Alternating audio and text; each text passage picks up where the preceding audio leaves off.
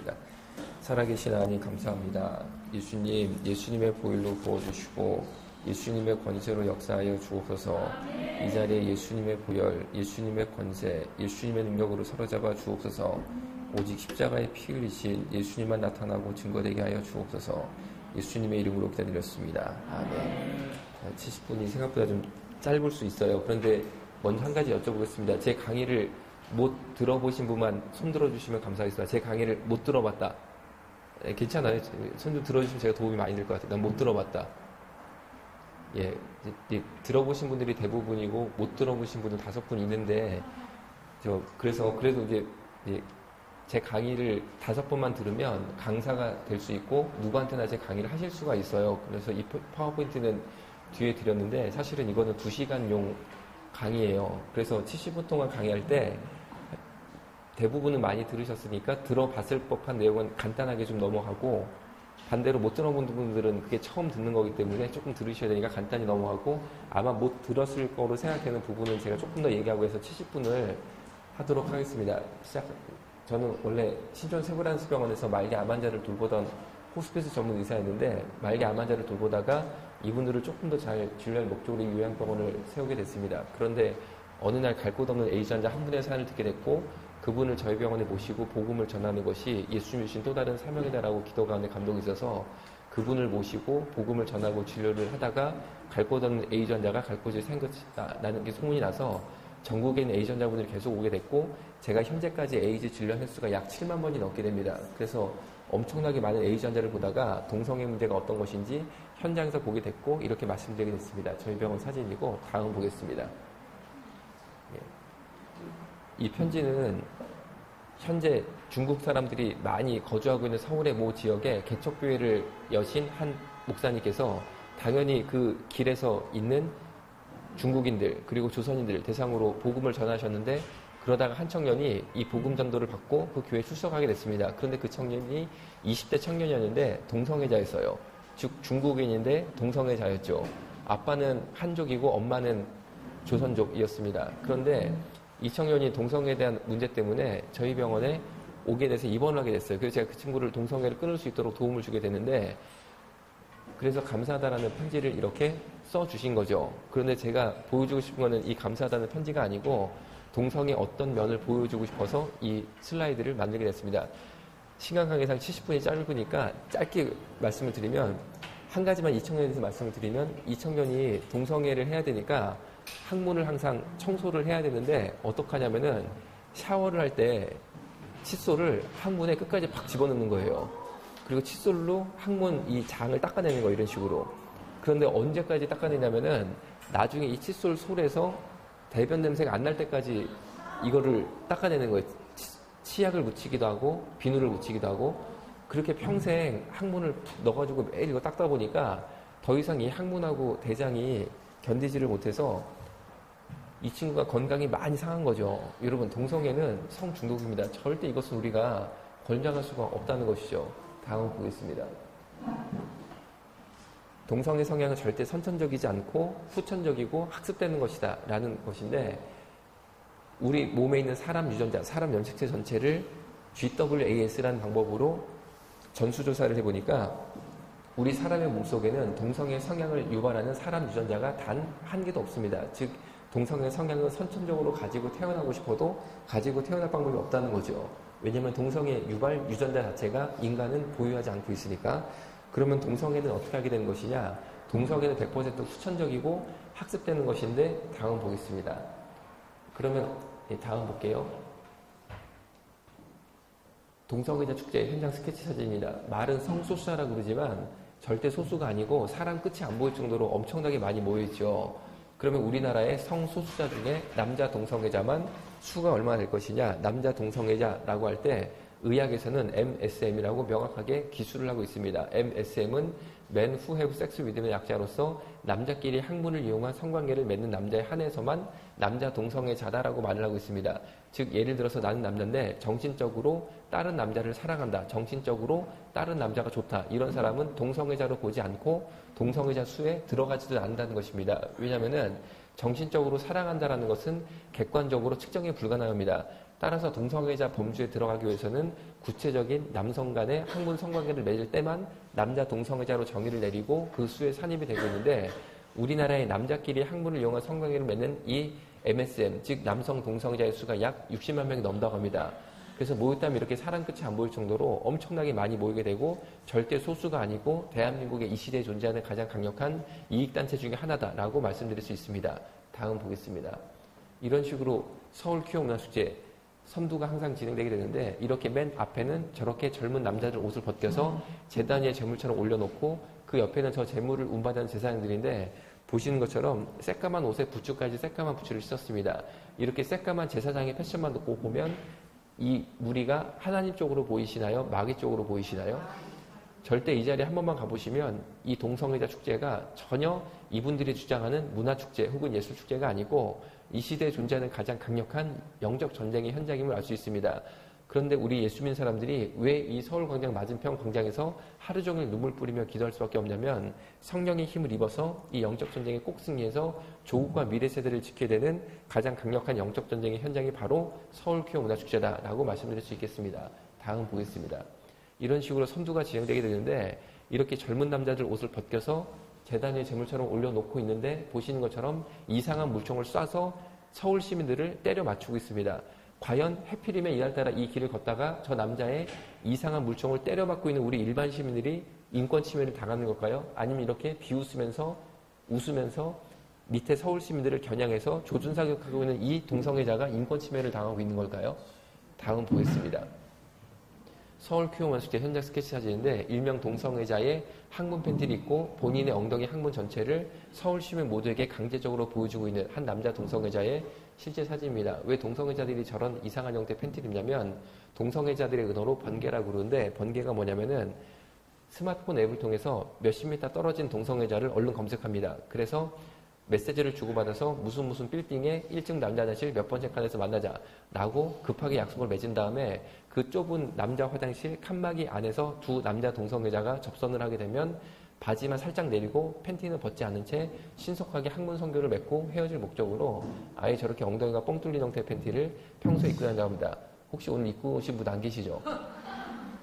그 옆에 남자를 보니까 덩치가 굉장히 큰 남자였는데, 아까 보신 그 행렬을 줄줄 따라가다가 갑자기 인도에 여자들이 보시는 것처럼 4명 정도 있는 것을 보고 그 여자를 사이로 쓱 들어가서 보시는 것처럼 자신의 벗은 몸을 보여주기 시작했습니다. 이렇게 여성들에게 자신의 벗은 몸을 보여주는 것을 좋아하는 남자를 일명 바바레민이라고 그러죠.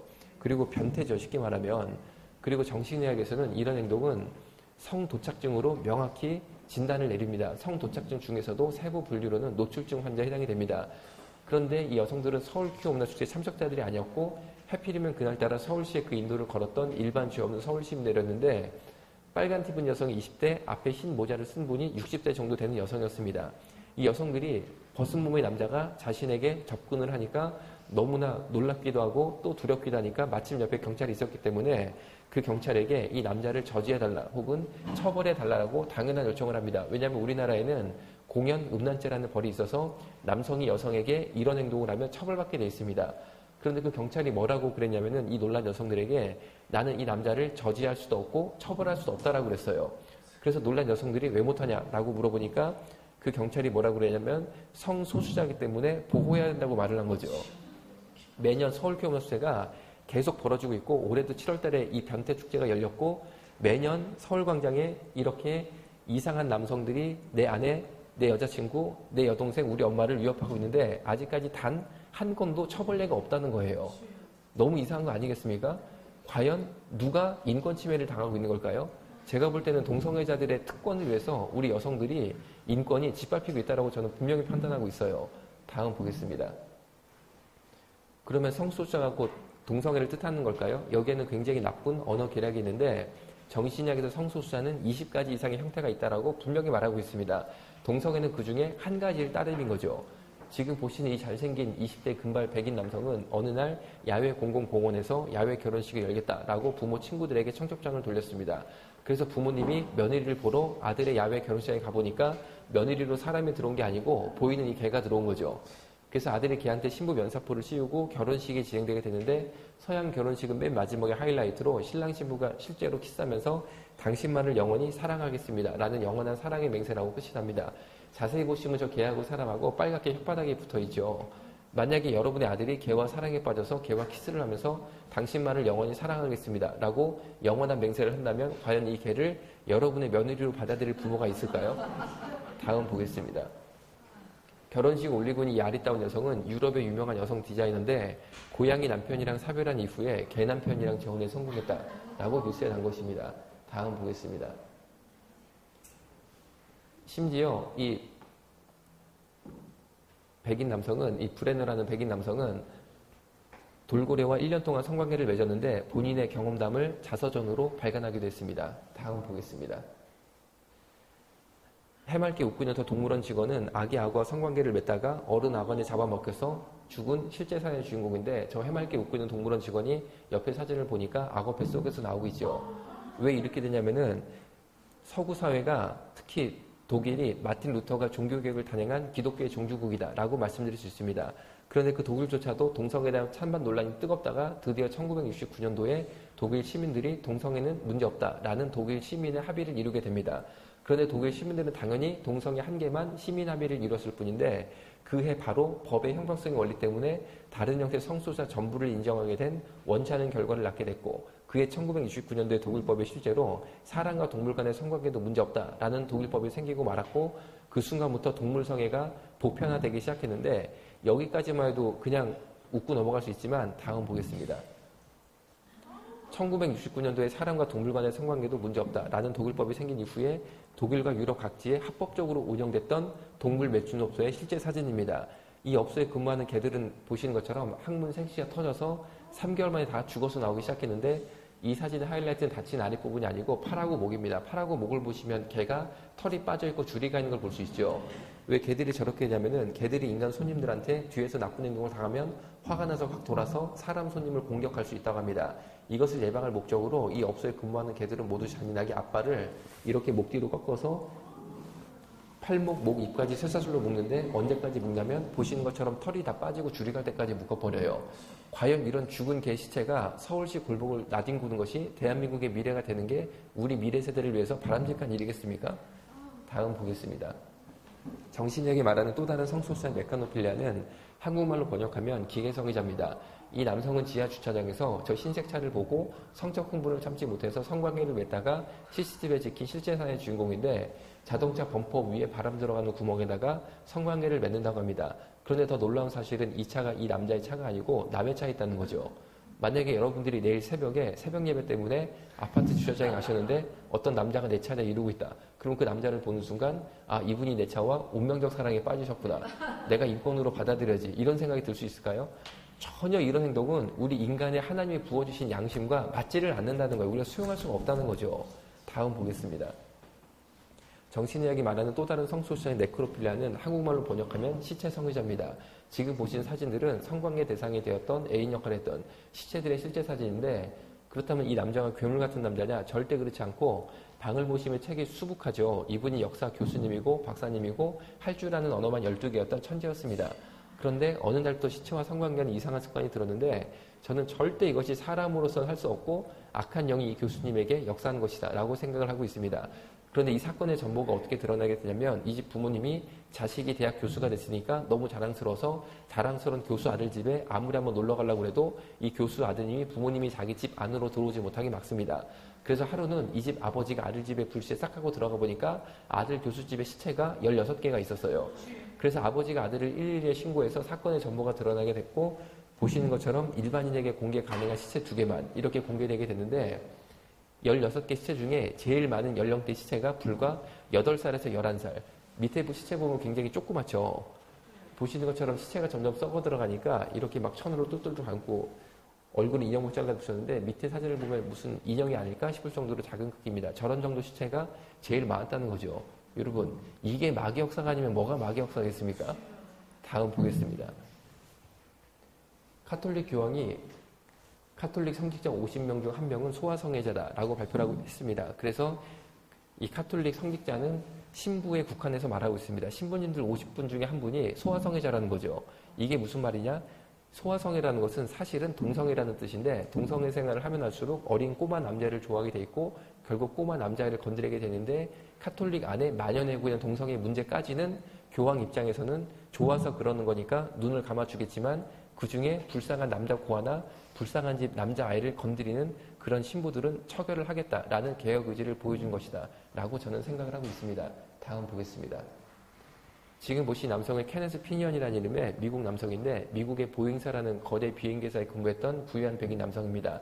그런데 이 남자 때문에 미국에 수간 철법이 생겼는데 수간은 짐승 숫자를 써서 사람이 동물과 성관계를 맺는 것을 수간이라고 합니다. 그러면 이 남자가 엄청난 동물 애호가냐? 절대 그게 아니라는 거죠. 이분이 남자 동성애자였습니다. 즉 남자 동성애자 때문에 수간 철법이 생겼다라는 건데 그 사연이 이렇습니다. 이 남자가 남자끼리 동성애를 할 때 특별히 여자 역할을 하는, 즉 자신의 학문을 제공하는 역할을 하던 남성이었는데 남자끼리 동성애 하는 게 어느 순간부터 재미가 없어졌습니다. 그래서 더 큰 성적 쾌락을 위해서 남자 말이랑 동성애를 시작했는데 당연히 이 케네스 피니언이 자신의 학문을 남자 말에게 제공하기 시작했습니다. 그 남자 말을 훈련을 시켜서 자신만 보면 학문으로 삽입성교를 하도록 훈련을 시켰다는 거죠. 그래서 밤이면 밤마다 이 애인 말과 동성애를 즐겼는데 어느 날 이 애인 말이 너무 심하게 동성애해서 이 케네스 피니언이 내장이 다 터져서 죽게 됩니다. 이 사건이 너무 기괴했기 때문에 이 남자의 죽음을 다룬 다큐멘터리가 제작이 되었고 이 다큐멘터리가 미국의 유명 영화제인 썬댄스 영화제에 출품이 되게 됐는데 그만 대상을 받게 됩니다. 그러면서 미국 시민들이 남자 동성애자가 결국 동물과도 동성애를 하는구나 라는 사실을 알게 됐고 다음 보겠습니다. 여론이 굉장히 악화가 되니까 드디어 미국 검찰이 출동을 해서 동물과 성관계를 맺는 남자들의 신원을 추적 조사해 보니까 동물과 성관계를 맺는 남자들이 바로 곧 조두순 씨 같은 아동 성폭행범들이었다는 거죠. 그래서 미국의 수간철법이 생기게 된 이유가 수간하는 남자들을 감옥에 싹 다 가두면 아이들이 성폭행으로부터 안전해진다라는 기대 효과 때문에 이 법이 생겼고 이 한 가지 사건이 동성애 수간 아동 성폭행이 굉장히 복잡하게 연결되어 있다라는 것을 일반인에게 알려주는 사건이고 동성애가 널리 확산되면 확산될수록 수간 아동 성폭행이 따라서 증가한다는 명확한 증거를 보여줬다는 거죠. 그런데 대한민국의 동성애 확산을 위해서 애쓰는 정치인들은 과연 올바른 행동을 하는 걸까요? 다음 보겠습니다. 결국 우리 애들이 당하게 돼 있어요. 동성애가 늘어나게 되면은 우리나라는 먼저 제가 한 가지 질문을 올리겠습니다. 한국교회가 동성애 합법화를 막으려고 애를 쓰고 있다라는 말을 들어보신 분 손 한번 들어보시겠어요? 한국교회가 동성애 합법화를 막으려고 투쟁을 하고 있다. 아마 대부분이 동의를 하실 겁니다. 이제 또 설명드리면 근데 이 말이 엄밀히 말하면 틀린 말이에요. 왜 그러냐면은 대한민국은 건국 이래 지금까지 동성애가 합법이고 자유였어요. 이게 무슨 말이냐? 간단히 생각하시면 됩니다. 동성애를 한다고 감옥에 갇히거나 벌금을 내는 게 없죠. 왜냐하면 동성애 행위 자체는 이미 대한민국이 세계 최고 수준으로 성적 권리를 보장하고 있어요. 따라서 동성애 성관련 업소가 500군데 이상이 대한민국에 성업 중에 있는데 그 중에 가장 대표적인 게 동성애자 찐방입니다. 동성애자 찐방이 뭐냐? 남자 동성애자가 5,000원만 내고 들어가면 이 방 저 방을 다니면서 10대 1, 20대 1 그룹 동성애를 하는 일명 대한민국의 에이즈 공장입니다. 에이즈 환자를 매일 밤 찍어내는 이 대한민국의 에이즈 공장, 동성애자 찐방조차도 전혀 단속이나 처벌이 안 되고 자유 영업을 하고 있어요. 이 정도로 세계 최고의 성적 권리를 이미 대한민국은 동성애자 성소수에게 부여하고 있는데 동성애자 찐방이 어디에 있느냐? 시간강에서 한 군데만 제가 말씀드릴게요. 이곳은 멀지 않습니다. 여기서 지하철 2호선을 타시고 방배역에 내리시면은 방배역 사거리가 나옵니다.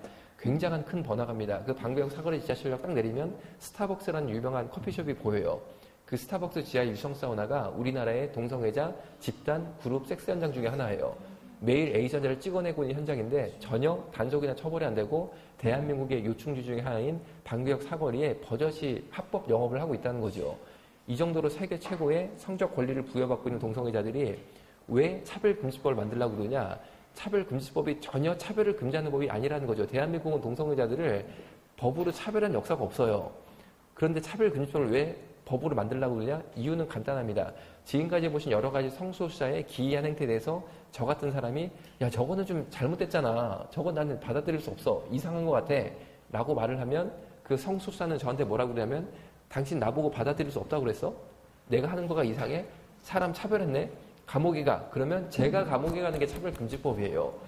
여러분 대한민국은 민주주의 사회라 찬성 의견이 있으면 반대 의견도 당연히 있어야 되는데 반대 의견을 냈다는 이유만으로 감옥에 갇히고 벌금을 낸다면 대한민국이 북한하고 다를 게 뭐가 있을까요? 그래서 한국교회가 사실 막으려고 애쓰는 것은 대한민국의 민주성을 지키려고 투쟁을 하고 있는 거예요. 그러면은 사람이 동물이랑 성관계를 맺는 수간은 어떠냐? 미국은 아까 보신 것처럼 수간철법이 있지만 대한민국은 수간철법이 오히려 없어요.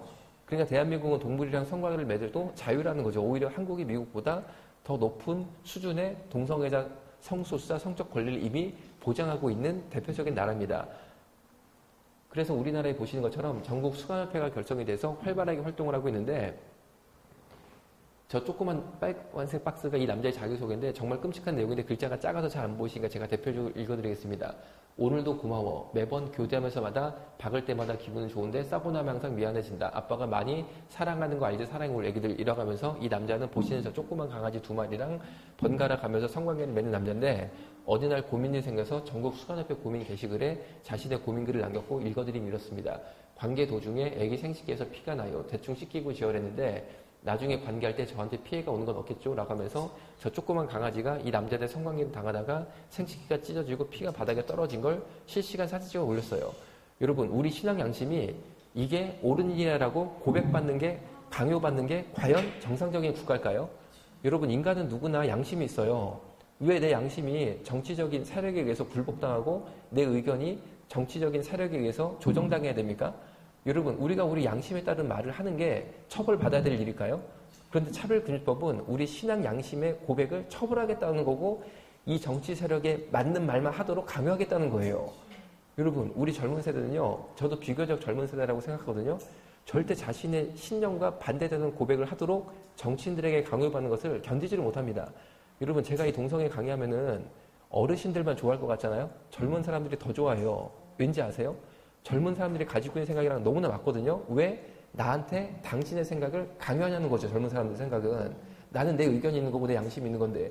여러분, 우리는요 사실 우리 신앙의 양심의 자유를 지키기 위해서 동성애 반대를 하는 거지 우리가 동성애자들을 괴롭히거나 아니면 우리가 무슨 꼴통 보수라서 반대하는 게 전혀 아니라는 거죠.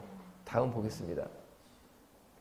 맨 밑에 보시면 전국 수산협회 협회장 곽덕진이라고 대한민국의 성소수자들은 더 이상 자신의 실명을 올리는 것, 자신들의 활동 내용을 올리는 것에 대해서 창피하다, 숨기고 싶다 이런 생각이 없다는 거죠.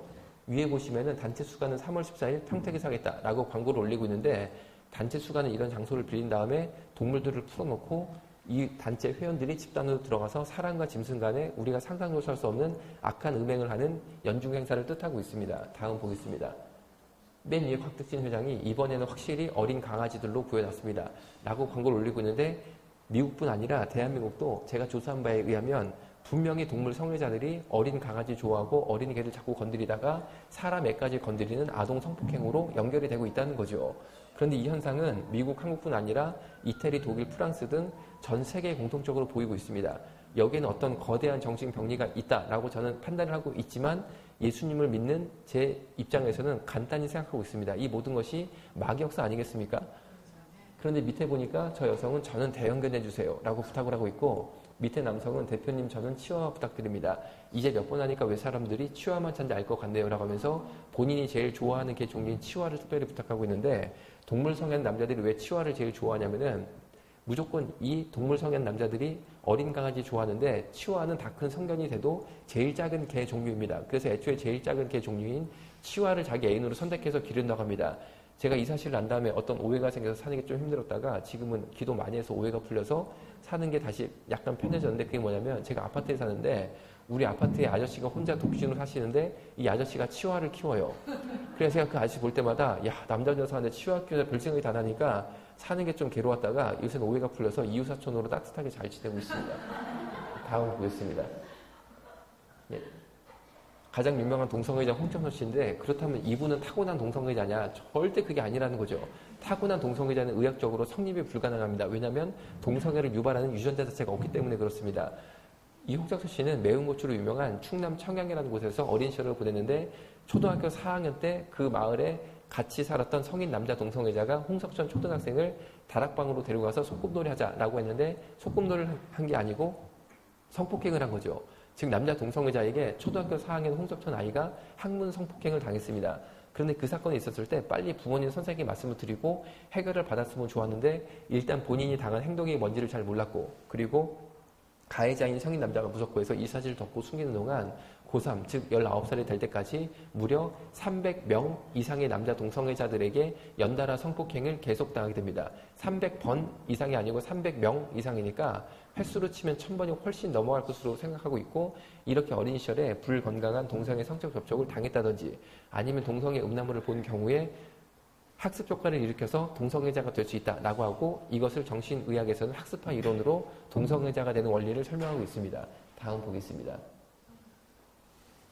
동성애를 하다가 동성애를 벗어난 탈동성애자 박진권 선교사님에 대한 이야기인데 이분은 초등학교 다닐 때 하루는 사촌 형이 이 집을 놀러와서 진거나 형이 레슬링 가르쳐 줄게 해가지고 요를 깔고 레슬링을 가르쳐주기 시작했는데 레슬링을 가르쳐준 게 아니고 학문 성폭행을 한 거죠. 그 사촌 형이 동성애자고 지금도 살아 있습니다. 그런데 그 이상한 사촌형의 레슬링이 계속 중학교까지 진행이 되게 됐는데 중학교 때 MBC 뉴스에 홍석천 커밍아웃, 동성애 커밍아웃 이 기사를 보게 됩니다. 그래서 뉴스에서 본 동성애 커밍아웃 이런 게 처음 본 거예요. 동성애라는 단어를. 그래서 그때 마침 다음 카페가 폭발적으로 성장할 때라 다음 카페에 들어가서 동성애라고 쳐보니까 그간 사촌형이 자신한테 했던 게 동성애라는 것을 알게 됐어요.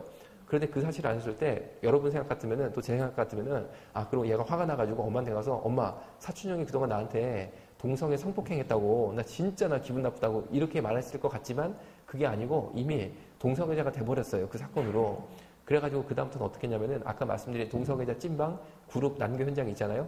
거기에 학교 가기 전에 들려서 학문 선교를 한 다음에 학교에 가고 학교 끝나면 또 거기 가가지고 학문 선교 동성애를 하고 다시 집으로 가고 이 생활을 중학교 때부터 반복하게 됩니다. 그랬는데 이분이 예수님을 몰랐냐? 그게 아니고 교회 중고등부 회장이었어요. 그리고 하나님께 영광 돌리는 찬양 사역자가 되겠다고 숭실대학교 CCM학과에 입학을 했어요. 그랬는데 21살 때 몸이 아프기 시작합니다. 그래서 병원 가서 진단을 받아보니까 에이즈 환자가 됐다는 것을 알았어요. 그래가지고 이분이 에이즈 걸린 다음에 그 충격을 받고 2년 동안 교회에 들어와서 교회에서 아예 자고 새벽에 가서 화장실에서 씻고 새벽 예배 드리고 교회에서 2년 동안 살면서 동성애 끊어져 버렸어요. 그리고 이분이 숭실대학교 CCM학과 출신이니까 키보드를 칩니다. 그래서 찬양대에 들어가서 키보드 반주를 하다가 같은 찬양대에서 노래를 하는 이 자매와 결혼을 해서 이 자매가 아기도 둘 낳게 됐는데 하나님 은혜로 아들 둘이 다 정상인이 나와서 에이즈 아기가 안 나오고 그러니까 우리가 동성애는 인정해야 될 문제가 아니라 끊을 수 있도록 우리가 기도해주고 도와줄 문제라는 거죠. 다음 보겠습니다. 그럼 홍석천 씨는 반면에 어떻게 되느냐? 계속 동성애 열심히 살고 계시는데 이거는 약 10년 전에 이분이 TV에 나와서 본인이 직접 설명한 내용인데 나는 하루에 15번 10분 동안 설사를 한다. 변을 본 이후 물티슈로 뒤를 닦는다. 라고 해맑게 울면서 진술을 하고 있습니다.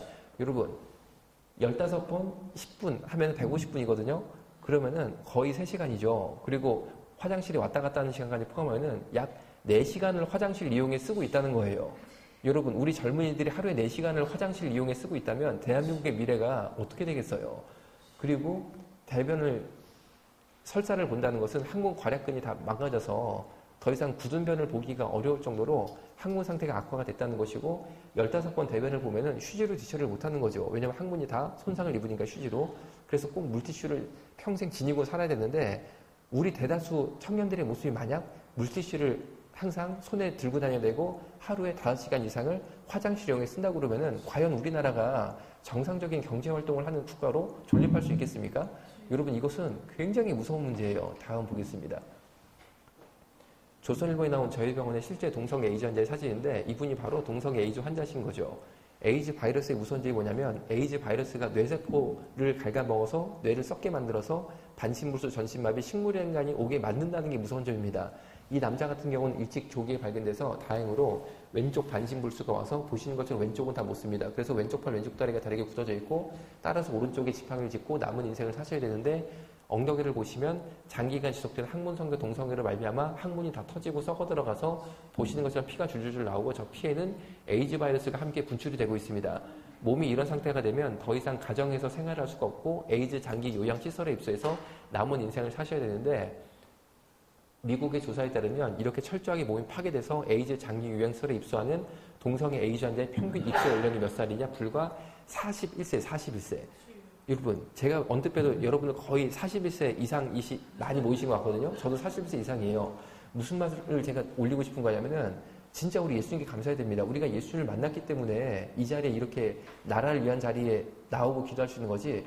우리가 만약 예수님을 모르고 어쩌다가 동성애에 빠지게 됐으면 이 자리에 계신 41세 이상 분들은 최고 몸 좋은 분이 이런 상태로 요양병원에서 남은 생을 살고 있었을 거라는 거예요. 반대로 무슨 말을 하는 겁니까? 여러분, 우리 청년들이 41세부터 이런 삶을 대다수가 살게 된다는 게 과연 올바른 일이겠어요? 그러면 이 사람이 왜 이렇게 학문의 광범위한 손상을 입었음에도 불구하고 학문성과 동성애를 끊지 못하고 계속 동성을 하다가 이렇게 몸이 완전히 망가질 때까지 가게 됐느냐? 동성애가 절대 인권도 아니고 또 유전도 아니고 사랑도 아니고 동성애를 하는 이유가 있습니다. 동성애를 하는 이유가 뭐냐? 남자한테만 있고 여자한테 없는 장기가 있는데 그게 바로 전립선인데 이 전립선이 항문 벽에 붙어 있어요. 그런데 항문 성교를 당하면 당하는 입장에서는 항문 벽에 붙은 전립선이 자극받게 돼 있고 전립선이 자극받을 때 변태적 성쾌감을 느끼는데 여기 한번 맛을 보고 중독이 되게 되면 마약 중독과 비슷해서 그다음부터 딴 거는 못하게 돼 있어요. 쉽게 말하면 여자는 싫어지게 돼 있어요. 그리고 남자만 보게 되면 내 항문으로 삽입성교를 해서 전립선 자극해줄 것만을 기대하게 되는데 이 중독성이 얼마나 큰지 보시는 것처럼 항문이 다 터지고 썩어 들어간데도 끊지를 못하고 말 그대로 죽을 때까지 한다는 거죠. 절대 이것은 사랑이나 인권의 문제가 아닙니다. 만약에 동성애가 뭐냐라고 저한테 물어보시면은 저는 굉장히 간단하게 답변을 드릴 수 있는데 동성애는 남성 간 항문 성교를 통한 전립선 자극, 변태적 성쾌감에 중독된 성중독이다라고 분명히 말씀드릴 수 있고 저희 병원에 동성애를 끊고 싶어서 상담을 의뢰하는 젊은 동성애자 상담도 계속 받고 있는데 매주 화요일마다 강남구 논현동에서 동성애 끊는 예배 모임이 있어요. 그러니까 만약에 주변에 동성애 문제로 고민하는 청년이 있으면 꼭 연락 주시면 이 모임에 초청해서 2년 동안만 노력하면 다 끊을 수 있습니다. 두 가지만 노력하면 되는데 첫 번째 항문 성교를 끊고 두 번째 동성애 음란물을 보는 것을 끊으면 되는데 저희 병원에 상담을 의뢰하는 이 젊은 동성애자 중에 몇 명의 청년이 동성애를 배우는 곳이 교회다라고 말을 해서 제가 충격을 받았어요. 그런데 이 청년이 같이 온 게 아니고 당연히 서로 모르는 사이고 따로따로 다 온 청년들인데 동성애를 배운 계기가 똑같다는 거죠. 설명을 드리면 이 청년들이 초등학교 때 초등부 수련회를 기도원 같은 곳에 가서 2박 3일 동안 방방마다 초등부 남학생들 10명 내지 20명이 방을 배정마다 잠을 자게 됐고 그 방을 관리할 목적으로 초등부 교회학교 교사 선생님이 함께 잠을 자게 되셨는데 이 초등부 주일학교 교사 선생님이 동성애자였어요. 그래서 얘를 선택해서 2박 3일 동안 계속 새벽마다 성폭행을 한 거예요. 그 사건을 계기로 이 청년이 자라난 이후에 동성애자가 되게 되는데 그 중에 한 분은 현재 경기도 모 지역의 전도사님이세요. 그래서 제가 무슨 말을 하고 싶은 거냐? 우리 교회 초등부 남자 아이들한테 남자가 남자한테도 성폭행 당할 수 있다라는 것을 알려주고 그런 상황이 느껴지면 꼭 소리를 질러서 주위의 도움을 청해야 된다라는 것 정도는 우리가 아이들한테 가르쳐줄 시대에 살고 있다라는 점을 분명히 말씀드리고 싶은데 왜 교회에 이런 일이 있을까 싶어서 제가 더 깊게 조사를 해보니까 동성애에 대한 굉장히 무서운 진실 중에 하나를 보게 됐다는 거죠. 하나님이 우리 인간에게 주신 것은 거룩한 이성애지 절대 동성애가 아닙니다. 그런데 하나님이 주신 이성애는 2차 성징을 마친 성인 남녀 사이에 매력을 느끼는 것이 정상적이고 예를 들어서 어떤 남자 어른이 나는 이상하게 꼬마 여자 초등학교 애가 좋다. 이런 사람은 정신병이지 절대 이런 현상이 보편적일 수 없는 거죠. 그런데 동성애의 무서운 점이 뭐냐면 동성애 생활을 하면 할수록 어린 꼬마 남자애를 자연스럽게 좋아하게 돼 있다는 거예요. 그래서 대한민국의 남자 동성애자들의 성적 판타지가 뭐냐면 초등학교 남자애들 10명, 20명 데리고 2박 3일 자보는 게 꿈인데 이 나쁜 꿈을 이룰 수 있는 유일한 기회가 교회 초등부 수련회 교사로 따라가면 된다는 거예요. 그래서 마음속에 전혀 예수님을 모름에도 불구하고 이런 나쁜 생각을 품고 교회 주일학교 교사로 자처하는 동성애자들이 있다고 그러니까 여러분들이 꼭 주일학교에서 성교육을 제대로 시키는 것이 우리가 해야 될 일 중에 하나다라고 저는 생각을 하고 있습니다. 다음 보겠습니다. 그럼 차별금지법이 무슨 법이냐? 현재 차별금지법 법 논리를 만든 사람이 숙명여대 법대 교수 홍성수 교수고 이분은 국가인권위원회 혐오표현 연구 총책임자인데 바로 국가인권위원회 혐오표현 연구회가 차별금지법 법 논리를 만드는 자리예요. 그래서 홍성수 교수의 인터뷰를 모아서 보면 차별금지법 이후에 대한민국의 모습이 어떻게 될지 볼 수 있는데 먼저 기독교를 개독교라고 말하는 것. 여러분 기독교를 개독교라고 말하는 것은 기독교 혐오 표현이죠. 당연히. 그런데 기독교를 개독교라고 말하는 것은 혐오가 아니고 처벌이 안 된다는 거예요. 다음 보겠습니다. 그런데 동성애를 반대한다라고 말을 하면 이게 바로 혐오라서 이걸 처벌하겠다는 거예요. 여러분, 기독교를 개독교라고 말할 때 처벌이 안 되는데 나는 동성애를 반대하고 사람이 어린아이들이랑 동물이랑 기계랑 성관계하는 거 반대라는 말을 했다는 이유로 우리가 처벌받는다면 차별금지법이 과연 어떤 법입니까? 에스더 시대 악한 하만의 법으로서 한국의 기독교인들을 표적 사살하겠다는 의지가 분명히 담겨있다는 거죠. 그런데 한국교회가 차별금지법 앞에서 무력하게 가만히 있을 수는 없다는 거죠. 그런데 이 인터뷰는 뭐냐면은 문재인 현재 대통령이 당시 대선 후보 시절에 TV 토론에 나오셔서 나는 동성애를 반대한다 라고 말을 하셨어요. 제가 그때마다 이 말을 듣고 약간 기대를 품었습니다. 아, 저분이 동성애를 반대하나 보다. 그런데 시간이 지난 지금에서 보면 이 당시 이 발언은 기독교인들의 표를 위해서 거짓말을 한 것이라고 저는 생각해요. 왜냐하면은 지난 8월 7일 날 국가인권계획이란 이름으로 동성애 차별금지법을 정부 입법으로 통과를 시키고 그리고 국회 통과 전까지는 정부, 즉 행정부의 모든 정책에 차별금지법 독소조항을 선적용하겠다라는 내용이 대통령령으로 통과된다라는 정보를 듣게 돼서 이것을 막기 위해서 다음 보겠습니다. 저랑 부산대 기런평 교수님이 과천 법무부 청사 앞에서 삭발 시위를 했어요. 그리고 여러분 8월 달에 서울시가 39도였습니다. 그 뜨거운 39도가 넘는 날에 아스팔트는 몇 도가 넘어가겠어요. 3일을 과천 정부 청사 앞에서 청와대까지 도보로 시위하면서 걸어갔어요. 3일 동안 걸어서 청와대까지 간 다음에 청와대 정문 앞에서 48명이 혈서를 썼습니다. 그래서 문재인 대통령이 방송에서 보여준 이미지는 대화와 소통을 강조하는 분인 것 같아서 이렇게 우리의 진실을 보여주면 뭔가 8월 7일 날은 이 국가인권계획을 올리지 않고 한 번쯤 우리랑 대화를 하고 그 다음에 통과시키지 않을까라는 기대를 품었었는데 웬걸 8월 7일 오전에 대통령령으로 무조건 통과를 시켜버렸어요. 그래서 대한민국은 올해가 정확히 신사참배 80주년 되는 해거든요. 그런데 놀랍게도 여기에 어떤 계시적인 뜻이 있다라고밖에 제가 생각이 안 드는데 신사참배가 80년 전 9월에 있었는데 정확히 80년 되는 달에 국가인권계획이 통과가 됐어요. 그러니까 정말 이 80년 만에 다시 제2의 신사참배가 정확히 이 달까지 맞춰가지고 들어왔어요. 그래서 저는 앞만 봐도 이게 하나님께서 다시 한번 한국교회에 뭔가를 사인을 주신 거라고 저는 생각을 하고 있어요. 그러면 이 국가인권계획이 우리 현재 이 시점에 우리 삶에 어떤 영향을 미치고 있느냐 다음 보겠습니다. 보시면은 방송 출연자 심의 강화라고 되어 있죠. 저처럼 동성애와 에이즈의 명확한 연관성을 말하는 의사들은 방송 출연 금지를 정부에서 시키고 있다는 거죠. 여러분, 의사가 당연히 의학적인 진실을 말하는 게 사명인데 저 같은 사람이 사실을 못하도록 정부가 개입해서 방송을 막는다? 출연을 막는다? 여러분, 대한민국이 북한인가요? 너무 이상한 거 아니겠어요? 다음 보겠습니다. 그리고 동성애자들은 말하기를 동성애로 꼭 에이즈 감염되는 게 아니라 의료 시술이나 수혈을 통해서도 에이즈가 감염이 되고 있다라고 말을 하지만 정말 저는 이 말을 들을 때마다 가슴이 아픕니다. 먼저 2006년 이후에 수혈이나 의료 행위에 에이즈 감염이 한 건도 없어요. 그런데 2006년 이전에 있었던 수혈로 혹은 의료 시술로 인한 에이즈 감염 사례를 보면은 절대 동성애자들이 이 부분을 마치 동성애 때문에 에이즈가 감염된 것은 아니다 라는 말을 하는 근거로 제시한다는 것은 너무 이거는 제가 인간적으로 이건 좀 뻔뻔한 게 아닌가? 이런 느낌까지 갖고 있다는 겁니다. 뭐냐면은 먼저 국내 최초의 수직감염 사례를 살펴보면은 수직감염은 산모가 에이즈 산모에서 태어나는 아기가 에이즈 아기가 태어나는 경우인데 그럼 여러분 어떻게 생각할 때 야, 이 산모가 되게 문란하게 생활하다가 에이즈에 걸려서 에이즈가 아기가 태어났나? 절대 그게 아니었어요. 이 산모는 너무나 정상적인 사람이었는데 제왕절개를 왔습니다. 제왕절개를 받으면 피가 수술 과정이 많이 나오기 때문에 혈액을 달게 돼 있어요. 수혈하게 돼 있어요. 그런데 이 수혈이 에이즈 피였어요. 그런데 이 에이즈 피를 수혈한 대부분의 경우가 동성애자의 헌혈로 인한 거였어요. 동성애자들은 왜 헌혈을 하는 걸까요? 그런데 그 동성애자들 헌혈로 인한 에이즈 혈액이 일반 시중에 유통이 많이 됐다는 거죠. 그 중에 하나가 이 34세 세대칸에 배달이 돼서 멀쩡하게 제왕절개를 받는 과정 가운데 이 에이즈 피를 달게 돼서 에이즈 환자가 돼버렸어요. 애 난 다음에. 그랬는데 이 산모만 에이즈 산모가 된 게 아니고 태어난 아기도 따라서 에이즈 아기가 돼버렸어요. 그랬는데 어떻게 됐느냐? 아기는 보시는 것처럼 2살 때 에이즈 바이러스로 장이 다 터져가지고 장파열로 죽습니다.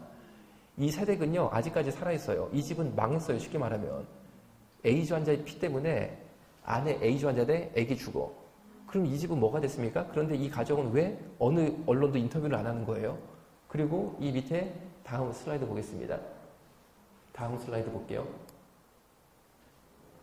60대 부부 에이즈 자살 사건은 뭐냐면은 이분도 정말 고생하다가 60살이 넘어서 어느 정도 기반이 잡아서 이제 살만해졌어요. 그런데 심장 판막 수술이 굉장히 간단합니다. 그런데 이 판막 수술도 하다 보면 수혈을 달아야지 돼요. 그런데 이 수혈을 하려고 피를 달았는데 또 에이즈피가 달린 거죠. 그런데 이 사람이 이 조그만 수술을 받으러 들어갔다가 에이즈 환자가 돼서 나오니까 너무나 억울해서 부인한테 말합니다. 나 이제 자살해서 죽어야겠어. 나 너무 억울해. 그러니까 이 둘 부부 사이가 너무 좋았던 거예요. 그래서 사모님이 당신 죽을 때 나도 같이 따라가 줄게 해가지고 대야에 물을 받은 다음에 서로 손목을 칼로 긁었어요. 그 다음에 대야에 집어넣으면은 피가 지혈이 안 돼서 출혈이 계속 되다 보니까 사망하게 되거든요. 이 방법을 선택을 해서 손을 긋고 대야에 두 부부가 나란히 넣습니다. 그런데 쓰러져 있는 것을 아들이 어떻게 발견하게 돼가지고 119를 불러서 병원에 가서 살아났어요. 살아났는데 이 사모님이 남편이랑 같은 피에 대야에 손을 넣기 때문에 사모님도 에이전자가 돼버렸어요. 그래서 어떻게 되느냐? 이 남편은 그 병원에서 눈 뜨자마자 깨어나자마자 병원 옥상에 가서 떨어져 죽어버립니다. 사모님은 어떻게 했냐면은 목매달아 죽어버려요. 이런 한 가정을 끔찍한 파멸로 잃은 일들이 동성애자의 헌혈로 인한 에이즈 피해 유통이었어요. 그런데 에이즈 피해 유통을 시킨 장본인들이 동성애자들이 꼭 동성애만으로 에이즈 걸리는 게 아니고 헌혈을 통해서도 에이즈 걸릴 수 있어. 이렇게 말을 하는 게 이 사람들이 들을 때는 피눈물 나는 얘기 아니겠어요? 그리고 왜 이 부모님 둘 돌아가신 가정에 자식들은 아직까지 살아있거든요? 그 가족들의 이 피눈물 나는 인터뷰는 아무 언론사도 다뤄주지 않는 거예요. 너무 이상한 것 같아요. 제가 볼 때. 다음 보겠습니다. 이렇게 동성애를 하다가 에이즈에 걸리게 되면은 우리나라의 에이즈 검사의 기반은 병원을 가는 게 아니고 보건소를 가게 되는데 보건소에 가면 익명검사를 받습니다. 어떻게 하는 거냐면 제가 예를 들어서 에이즈 검사를 받고 싶다. 그러면 이곳에서 가까운 광진구 보건소를 가겠죠. 가서 선생님 저 에이즈 검사로 왔습니다. 그러면 절대 제 실명이나 신분증이나 연락처 등을 남기면 안 돼요. 그리고 저보고 제 암호를 정하라고 시키면 제가 토끼라고 제 암호를 정하면 제 피를 뽑은 다음에 제 피에다가 토끼라고 적습니다. 그리고 제 피를 뽑은 다음에 정말 토끼라고 적고 혈액검사를 돌린 다음에 일주일 뒤에 꼭 보건소에 전화로만 에이즈 검사 결과를 확인하라고 시킵니다. 왜냐하면 일주일째 제가 직접 보건소에 방문해서 선생님 저 일주일 전에 피 뽑은 토끼인데 에이즈 검사 결과 어떻게 됐어요? 라고 말을 하면 보건소 선생님이 검사지를 읽어주시면서 토끼씨는 에이즈 걸린다면서 제 얼굴 한번 싹 보잖아요. 그러면 지구상에 딴 사람 몰라도 이 보건소 선생님만큼은 이 얼굴이 에이즈다 이걸 알게 되죠. 지구상에 단 한 명이라도 내가 에이즈라는 것을 알면 그게 바로 인권 침해라는 거예요. 그래서 꼭 암호를 통해서 전화로만 검사 결과 확인하게 돼 있고 절대 실명, 핸드폰 번호, 연락처, 주민번호 등은 남기면 안 되게 돼 있다는 거죠. 그런데 이 고가의 에이즈 검사 비용은 100% 국민 세금으로 다 지급을 하고 있는데 다음 보겠습니다. 네이버 익명검사에 에이즈 익명검사에 대한 궁금증을 올린 한 남성의 실제 사연입니다. 내용은 이렇습니다. 내가 앞만 봐도 에이즈 걸린 것 같은데 보건소 가서 익명검사 받아도 될까요? 라는 질문이고 이 남자의 궁금증은 밑에 빨간 줄입니다. 나는 밤이면 밤마다 창녀촌, 직장촌을 가야 되는 사람인데 만약에 보건소 익명검사상 에이즈 전자로 판명이 되면 창녀촌 못 가게 보건소가 나를 관리할 것 아니냐. 즉 이 남자는 에이즈 감염 이후 창녀촌 못 갈까봐가 걱정이었어요. 그러니까 공식 답변이 위처럼 달렸는데 어떻게 달렸습니까? 읽어드리면 이렇습니다. 에이즈 환자가 어디 가서 뭘 하던 국가가 이를 제재할 방법이 없고 당신이 에이즈 환자라는 것은 국가도 몰라 보건소 직원도 몰라 아무도 몰라 오직 당신만 아니까 하고 싶은 것 마음껏 하고 하시면 됩니다가 공식 답변이었어요. 그럼 이 남자 때문에 에이즈 걸릴 여자들은 인권이 없는 건가요? 실제로 얼마 전에 여중생 한 명이 철이 없어서 스마트폰을 통해서 불과 10명 되는 남자와 성매매를 하다가 그만 덜컥 에이즈에 걸려버렸어요. 그런데 이 10명과 핸드폰으로 통화를 했기 때문에 경찰이 이 10명 남자의 신원을 다 확보를 했어요. 그래서 경찰서를 싹 다 불렀습니다. 그런데 요새는 에이즈 검사가 발달이 돼서 신속 검사라고 해서 구강 점막에다가 기계를 대면 20분 만에 대충 에이즈인지 아닌지 판명이 됩니다. 그러면 우리 생각에는 10명 다 불러서 경찰서에서 구강 점막 검사해가지고 20분 만에 누가 에이즈 환자인지 판명이 되면 이 불쌍한 여중생을 에이즈 환자로 만든 에이즈 테러범을 판별해서 처벌할 수 있잖아요. 그런데 경찰에서 이 검사를 못했어요.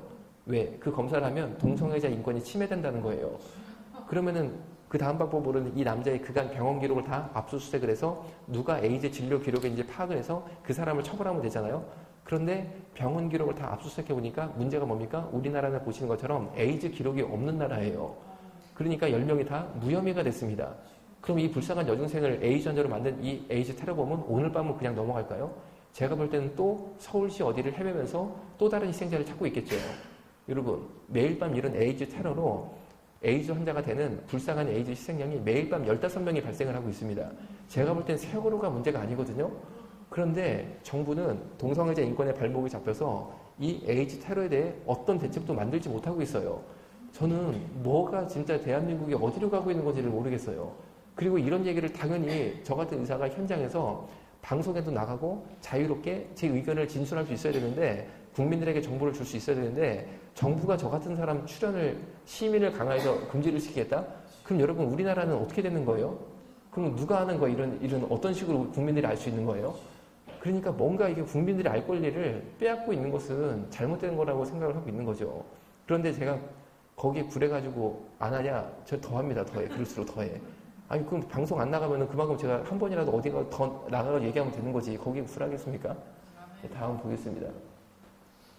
후천성 면역결핍증 예방법이라는 게 에이즈법인데, 보시는 것처럼 이 법을 통해서 에이즈 환자가 혈액 혹은 체액이 정액을 뜻하는 거예요. 혈액이나 정액을 고의적으로 다른 사람에게 이용해서 에이즈 감염을 시키면 이 사람은 처벌받게 돼 있습니다. 당연한 거 아니겠어요? 그런데 이게 잘못된 거라고 에이즈 감염인 동성애자 일부 인권운동가들에 의해 삭제 요청이 제기가 되었고, 국가인권위원회에서 이 법의 폐지를 보건복지부에 권고한 상태예요. 그럼 여러분, 이 법이 폐지가 되면 에이즈 환자분들을 고의적으로 막 에이즈 옮겨도 처벌이 안 되는 시대에 살게 되면은, 여러분, 저는 좀 이해가 안 되고, 이런 얘기 들어보면 제가 정신이 막 헷갈려요. 이게 무슨 일이에요? 이게 지금 무슨 일이 벌어지고 있는 거예요? 다음 보겠습니다. 이 탐험선은 뭐냐면은 30대 에이즈 환자가 본인이 에이즈 걸려버렸거든요. 동성애하다가. 그런데 이 사람은요, 동성애 생활을 하는 동안 동성애와 에이즈가 연관성이 없다라는 뉴스, 신문, 강의만 들었어요. 그래서 정말 동성애가 에이즈랑 연관성이 없고 동성애가 에이즈랑 연관성이 있다는 것은 교회들이 지어낸 거짓말이다라고 생각했대요. 그래서 열심히 동성을 했는데 본인이 에이즈에 걸렸거든요. 그러니까 인생이 너무나 끔찍하게 된 거 아니겠습니까? 그래서 이상하다, 동성애랑 에이즈랑 연관성이 없다고 분명히 했는데 나는 왜 걸렸지? 해가지고 젊은 사람들이 인터넷 잘하잖아요. 그래서 인터넷 들어가서 내 일생일대에 지금 문제가 생겼으니까 어떻게 된 거냐고 막 파보니까 이유를 알게 됐습니다. 뭐냐면은 국가인권위원회에서 인권보도준칙이라는 걸 만들어서 동성애와 에이즈의 연관성을 말하는 신문 보도 같은 것은 삭제를 시키는 거예요. 이거는 방송을 못하게 돼 있는 거예요. 그러니까 동성애와 에이즈가 연관성이 없다라는 뉴스나 방송은 나가지를 못하는 거죠. 그러니까 그 반대급부적으로 동성애랑 에이즈랑 연관성이 없다라는 거짓말만 유통이 되고 있는 거예요. 그래서 이 청년이 내가 에이즈에 걸린 게 국가인권위원회 때문에 내가 걸렸구나. 결국에 보니까 왜 한 번도 국가는 나한테 동성애다 에이즈 걸릴 수 있다는 사실을 경고하지 않았는가. 이거는 너무 잘못된 것이고, 내 밑에도 수많은 동성애자 어린애들이 있는데 이 아이들이 나처럼 불행한 에이즈 환자가 되면 안 된다 해가지고 자필로 탄원서를 써가지고 저한테 줬어요. 준 이유가 그 당시에 유엔 총장이 반기문 총장이었거든요. 원장님이 뉴욕에 가서 꼭 반기문 총장한테 이 편지를 보여주고, 그분이 이미지가 좋았잖아요. 국가인권위원회 보도 준칙을, 즉 동성애와 에이즈의 연관성을 말하면 안 되는 그 국가인권의 준칙을 폐지하라고 반기문 총장님이 한국 국가인권위원회에 이야기하면 좋겠습니다 라고 부탁을 한 거예요. 그래가지고 제가 이 편지를 들고 뉴욕으로 날아갑니다. 비행기를 타고. 그래가지고 뉴욕의 프라미스 교회가 제일 크거든요. 한인교회 중에. 거기 담임 목사님을 만나요. 만나서 그분을 통해서 반기문 총장 비서를 찾아냅니다. 비서가 그 교회 다녀요. 한인 사람이에요. 찾아가 이거를 줬는데 답변을 뭐라고 받은지 알아요? 유엔과 반기문 총장이 동성애 찬성 입장이라서 이거를 줄 수가 없다는 거예요. 야, 내가 그 말을 듣는데 야, 이거 진짜 큰일 났구나. 그런데 조금 있다가 반기문 총장님이 보수 유력 대통령 후보가 됐다는 사실을 들었어요. 그리고 그분이 한국을 건넌다는 말 들을 때 제가 속으로 기도했습니다. 뭐라고 열심히 기도하냐면, 예수님, 이 사람은 떨어져야 됩니다. 이 사람은 기회주의자지 전혀 하나님이라 할 사람이 아닙니다. 본인은 기독교인이라고 표시를 하지만 제발 떨어뜨려달라고 기도했는데 그 기도가 응답이 돼가지고 오신이 2달 만에 미국을 다시 가버렸어요. 그래서 제가 생각을 했어요. 이분이 왜 이 편지를 아예 받지도 않았을까? 이유를 생각해보면 이유가 간단한 거였어요. 뭐냐면요. 그 당시 오바마가 미국 대통령이었는데 반기문 총장님은 오바마 눈치 보는 사람이지 하나님 눈치를 본 사람이 아니라는 거죠. 다음 보겠습니다. 남자끼리 학문을 이용한 성관계를 맺는 게 동성애다라고 말씀을 드리면 어떤 분들은 학문으로 성관계를 맺는 게 과연 가능하냐라고 말씀을 하시지만 정말 그게 맞는 말씀이고 맞는 질문이다. 왜냐하면 남자끼리 학문을 이용해 성관계를 맺으면 대장에서 배변 활동이 나타나서 대장 안에 있는 대변을 밖으로 배출을 시켜요. 그래서 동성애를 하면은 대변이 나오게 돼 있는데 동성애자들은 이 대변이 나오는 문제를 어떻게 해결하냐면 센조이라는 걸 개발해서 해결이 되는데 센조이가 뭐냐면 남자 둘이 동성애를 하러 호텔이나 모텔에 가면 제일 먼저 샤워기로 갑니다. 샤워기로 가면은 샤워기 물 떨어진 데를 샤워기 헤드라고 그래요. 이거를 돌리면 빠지고 빠지면 보시는 것처럼 샤워기 호스가 남게 되는데 다음 보겠습니다. 이 샤워기 다음 볼게요. 하나 더 다음이요. 샤워기 쇠줄을 보시는 것처럼 항문에 10cm 이상을 팍 하고 집어넣어요. 그리고 수돗물을 틀면 저 수돗물이 장 안으로 밀고 들어가는데 대장에 물이 꽉 찰 때까지 물을 채운 다음에 그 다음에 저 쇠줄을 빼면 목표점은 양변구입니다. 양변구를 100m 달리기처럼 막 뛰는데 왜 그러냐면은 일단 대장에 물이 꽉 차면 그 다음부터는 불수의적으로 장 안에 있는 물건들을 장 밖으로 배출을 하게 돼 있는데 대변이 밖으로 그냥 분수처럼 뿜어져 나온다는 거죠. 그럼 대변이 저 욕실 바닥에 떨어지면 떨어진 대변을 발로 밟아서 하수구로 밀어 넣는다고 그러니까 동성애자들에게 아파트를 전세나 월세로 빌려주시면 아파트 욕실의 오염이 상당히 될 것으로 예상을 할 수 있는 거죠. 그런데 이 센조이를 5번 반복해야지만 대장이 100% 깨끗하게 비워지고 센조이 5번을 해야지만 동성애 한 번을 할 수 있으니까 동성애 한 번 하는 게 얼마나 어려운지 알 수 있겠죠. 그런데 이게 보건적으로 왜 문제가 되냐면 이 센조이를 한 다음에 다시 샤워기들을 저 샤워기줄에 돌려서 접합을 시킨 다음에 욕실 벽에 걸어놓게 되면 그 다음에 출장 나온 저 같은 애아빠들이 그 사실을 모르고 샤워기를 트는 순간 이 친구의 대변, 혈액, 매독, 에이즈, B형 간염 바이러스 등을 뒤집어 쓰는 일명 대변 에이즈처럼 하게 돼 있어요. 그런데 우리 출장 나온 애아빠들이 이런 양치컵 들고 다니는 아빠들 없거든요. 보통 양치질을 어떻게 하냐면은 샤워할 때 샤워기에 물 틀어놓은 걸 오르라고 뱉어요. 그러니까 이 친구의 대변, 혈액, 에이즈, 매독, B형 간염 바이러스 등을 집어먹고 있는 시대에 우리가 살고 있는데 우리나라에 이 센조이라는 인구가 약 60만 명이 넘습니다. 그래서 오염하는 호텔이나 모텔은 없을 것이라고 생각하고 있고 저 같은 경우는 막내가 아직 어리거든요. 우리 깐난애기 데리고 여행을 갈 때 사실 대변 에이즈물로 시키고 있는 거죠, 우리 애기를. 그러니까 뭔가 이건 좀 보건적으로 문제가 있다라고 저는 판단을 하고 있어요. 이 전 슬라이드 하나 가볼게요. 중2 게이라고 스스로 밝힌 친구가 집에서 방금 보여드린 센조이라고 나가는데 마음이 급해서 샤워기 헤드가 잘 안 돌아간다. 어떻게 하면 샤워기 헤드가 잘 돌아갈까요? 라는 질문을 올리니까 답변이 뭐냐면 고무장갑 끼고 돌리면 잘 돌아간다가 답변이었어요. 그러니까 어떤 청년 청소년이 이상하게 샤워실로 갈 때 고무장갑을 끼고 들어간다. 그럼 뭘 할지 알 수 있는 거죠. 그런데 이 친구가 고무장갑을 끼고 센조이를 한다? 두 가지를 알 수 있습니다. 첫 번째, 나가자마자 성관계를 하는 애예요. 만약에 동성애를 하지 않을 것 같으면 굳이 이 힘든 센조이를 할 필요가 없습니다. 두 번째, 동성애를 맺는 장소가 호텔이나 모텔처럼 욕실이 있는 곳이 아니라는 거죠. 욕실이 있는 곳에서 동성애를 할 것 같으면 그곳에 가서 센조이를 하지 굳이 엄마한테 걸릴 것까지 각오하면서 집에서 이런 이상한 행동을 하지는 않을 것이라는 것입니다. 아마 공중 화장실 이런 데서 만나서 아까 보여드린 항문 팬티 있잖아요.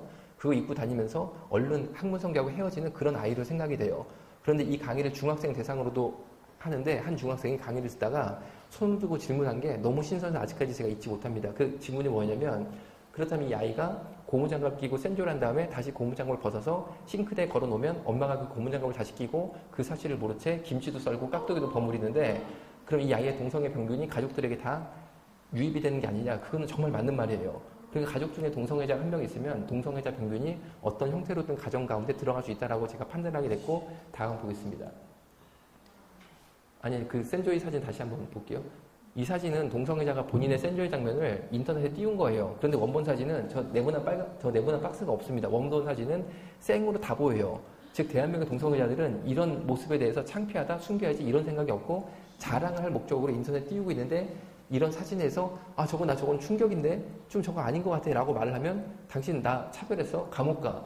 이 차별금지법을 만드는 거에 주된 관심사가 쏠려 있다는 거죠. 그런데 여러분 이 원본 사진을 보시잖아요. 그러면은 3일 정도는 이 정신적 충격 때문에 되게 힘들더라고요. 그러니까 이걸 어쩔 수 없이 칠 수밖에 없었는데 뭔가 좀 이 친구들이 과한 거 아니에요? 이 정도 너무 과한 거 아니겠습니까? 다음 보겠습니다.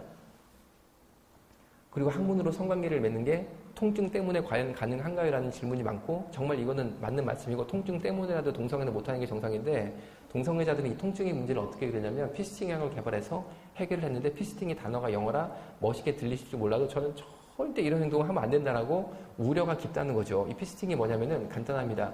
주먹을 쥐고 항문에 집어넣어서 왔다 갔다 시켜서 항문을 인위적으로 너덜너덜하게 늘려버려요. 그러니까 그 다음부터는 항문이 다 늘어나서 항문 성교를 해도 아프질 않는 거죠. 그런데 미국에는 피스팅 클럽까지 있는데 피스팅 클럽은 음악 크게 틀어놓고 술 먹고 대마초하고 서로 바지 벗겨서 항문에 주먹 집어넣는 게 미국의 피스팅 클럽인데 미국의 가장 대표적인 피스팅 클럽 이름이 뭐냐? 카타콤이에요. 카타콤이 뭔지 아시죠? 로마의 박해를 피해서 우리 초대교회 성도가 정말 로마 지하 묘지에 들어가서 평생 햇볕 한번 못 보고 예배드렸던 기독교 최고의 성지인데 우리 기독교 최고의 성지의 이름을 하필이면 이 피스팅 클럽 이름을 정했다는 것 자체가 동성애 문화 자체가 반기독교적이라는 거죠. 만약에 미국의 제일 유명한 피스팅 클럽 이름이 불국사나 해인사다. 그럼 우리가 그냥 웃고 넘어가겠지만 카타콤이다. 그러니까 우리가 벌써 신경 예민해지지 않습니까? 다음 보겠습니다. 우리나라는 어떠냐? 다음 카페 피스팅 월드를 결성해서 여기에서 서로 항문에 주먹을 넣어주고 있는데 중간에 보시는 것처럼 확장해 주실 분 찾아요. 이거는 내 항문에 주먹을 집어넣어서 내 항문을 확장해 줄 사람을 찾는다. 라는 공개 구인 광고고 맨 밑에 보시면 울산의 땡땡님 절 피스팅에서 이거 뭐냐면 이 피스팅이 굉장히 위험합니다. 남의 항문에 주먹을 집어넣다가 장이 터져서 죽기도 하고 넣을 때보다 위험할 때가 뺄 때가 더 위험해요. 왜냐하면 뺄 때 주먹하고 손목에 장이 끼어서 장이 항 밖으로 튀어나온다는 거죠. 그래서 동성애자들도 이 피스팅을 하긴 해야지만 항문이 확장돼서 동성애 시 통증이 없어서 무조건 하긴 해야 되는데 피스팅에 대한 건강의 해악 때문에 두려움을 가지고 있어서 우리나라의 남의 항문에 주먹을 제일 잘 집어넣는 피스팅에 제일 가는 고수를 찾게 돼 있는데 그분이 맨 밑에 보시는 울산의 땡땡님이에요.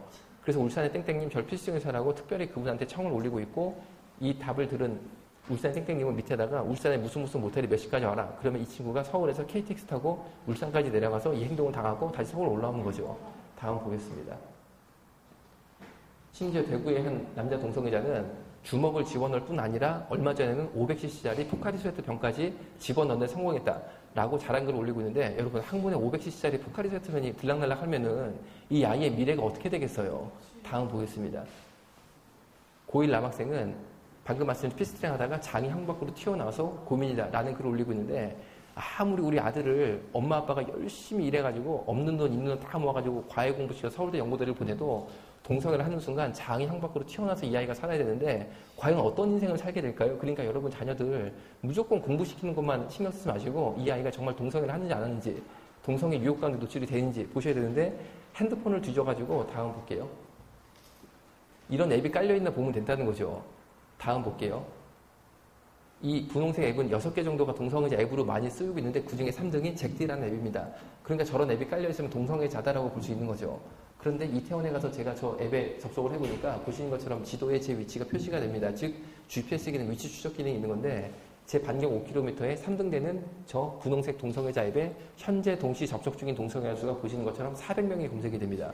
그 400명이 보시는 것처럼 바둑판 모양으로 몇 미터 떨어져 있는지 위치 추적이 다 되고 있는데 이 친구들이 얼굴 벗은 몸만 공개하는 것이 아니고 맨 오른쪽 하단에 저 빨간 게 뭘까요? 남성의 성기예요. 자신의 성기까지 다 공개를 해서 마음에 드는 동성연애 상대가 있으면 클릭을 하면 요 하나 전에 슬라이드 가볼게요. 이렇게 자기소개가 나오는데 특별히 16남이라는 친구가 굉장히 제 눈길을 끌었습니다. 왜냐하면 16남이면 16세 남학생 중학생이에요. 그럼 중학교 남학생이 왜 동성애자에 왔을까 싶어서 이 친구의 자기소개를 확인해 보니까 이렇게 되어 있습니다. 16남 알바입니다. 알바는 동성애자들의 은어로 청소년들 중에 본인은 동성애자가 아니지만 용돈 마련을 위해서 성인 남자 동성애자에게 자신의 몸을 성매매로 파는 중학교, 고등학교 남학생들 알바라고 그러는데 제가 중학교, 고등학교 때만 해도요. 가출할 수 있어요. 엄마랑 뭐 의견의 충돌이 있다가 그 어린 마음에 집을 나갈 수 있는데 제가 중고등학교 때는 집 나가면요. 딱 두 가지였습니다. 구두 닦던지 주유소에서 기름 넣든지 그랬거든요.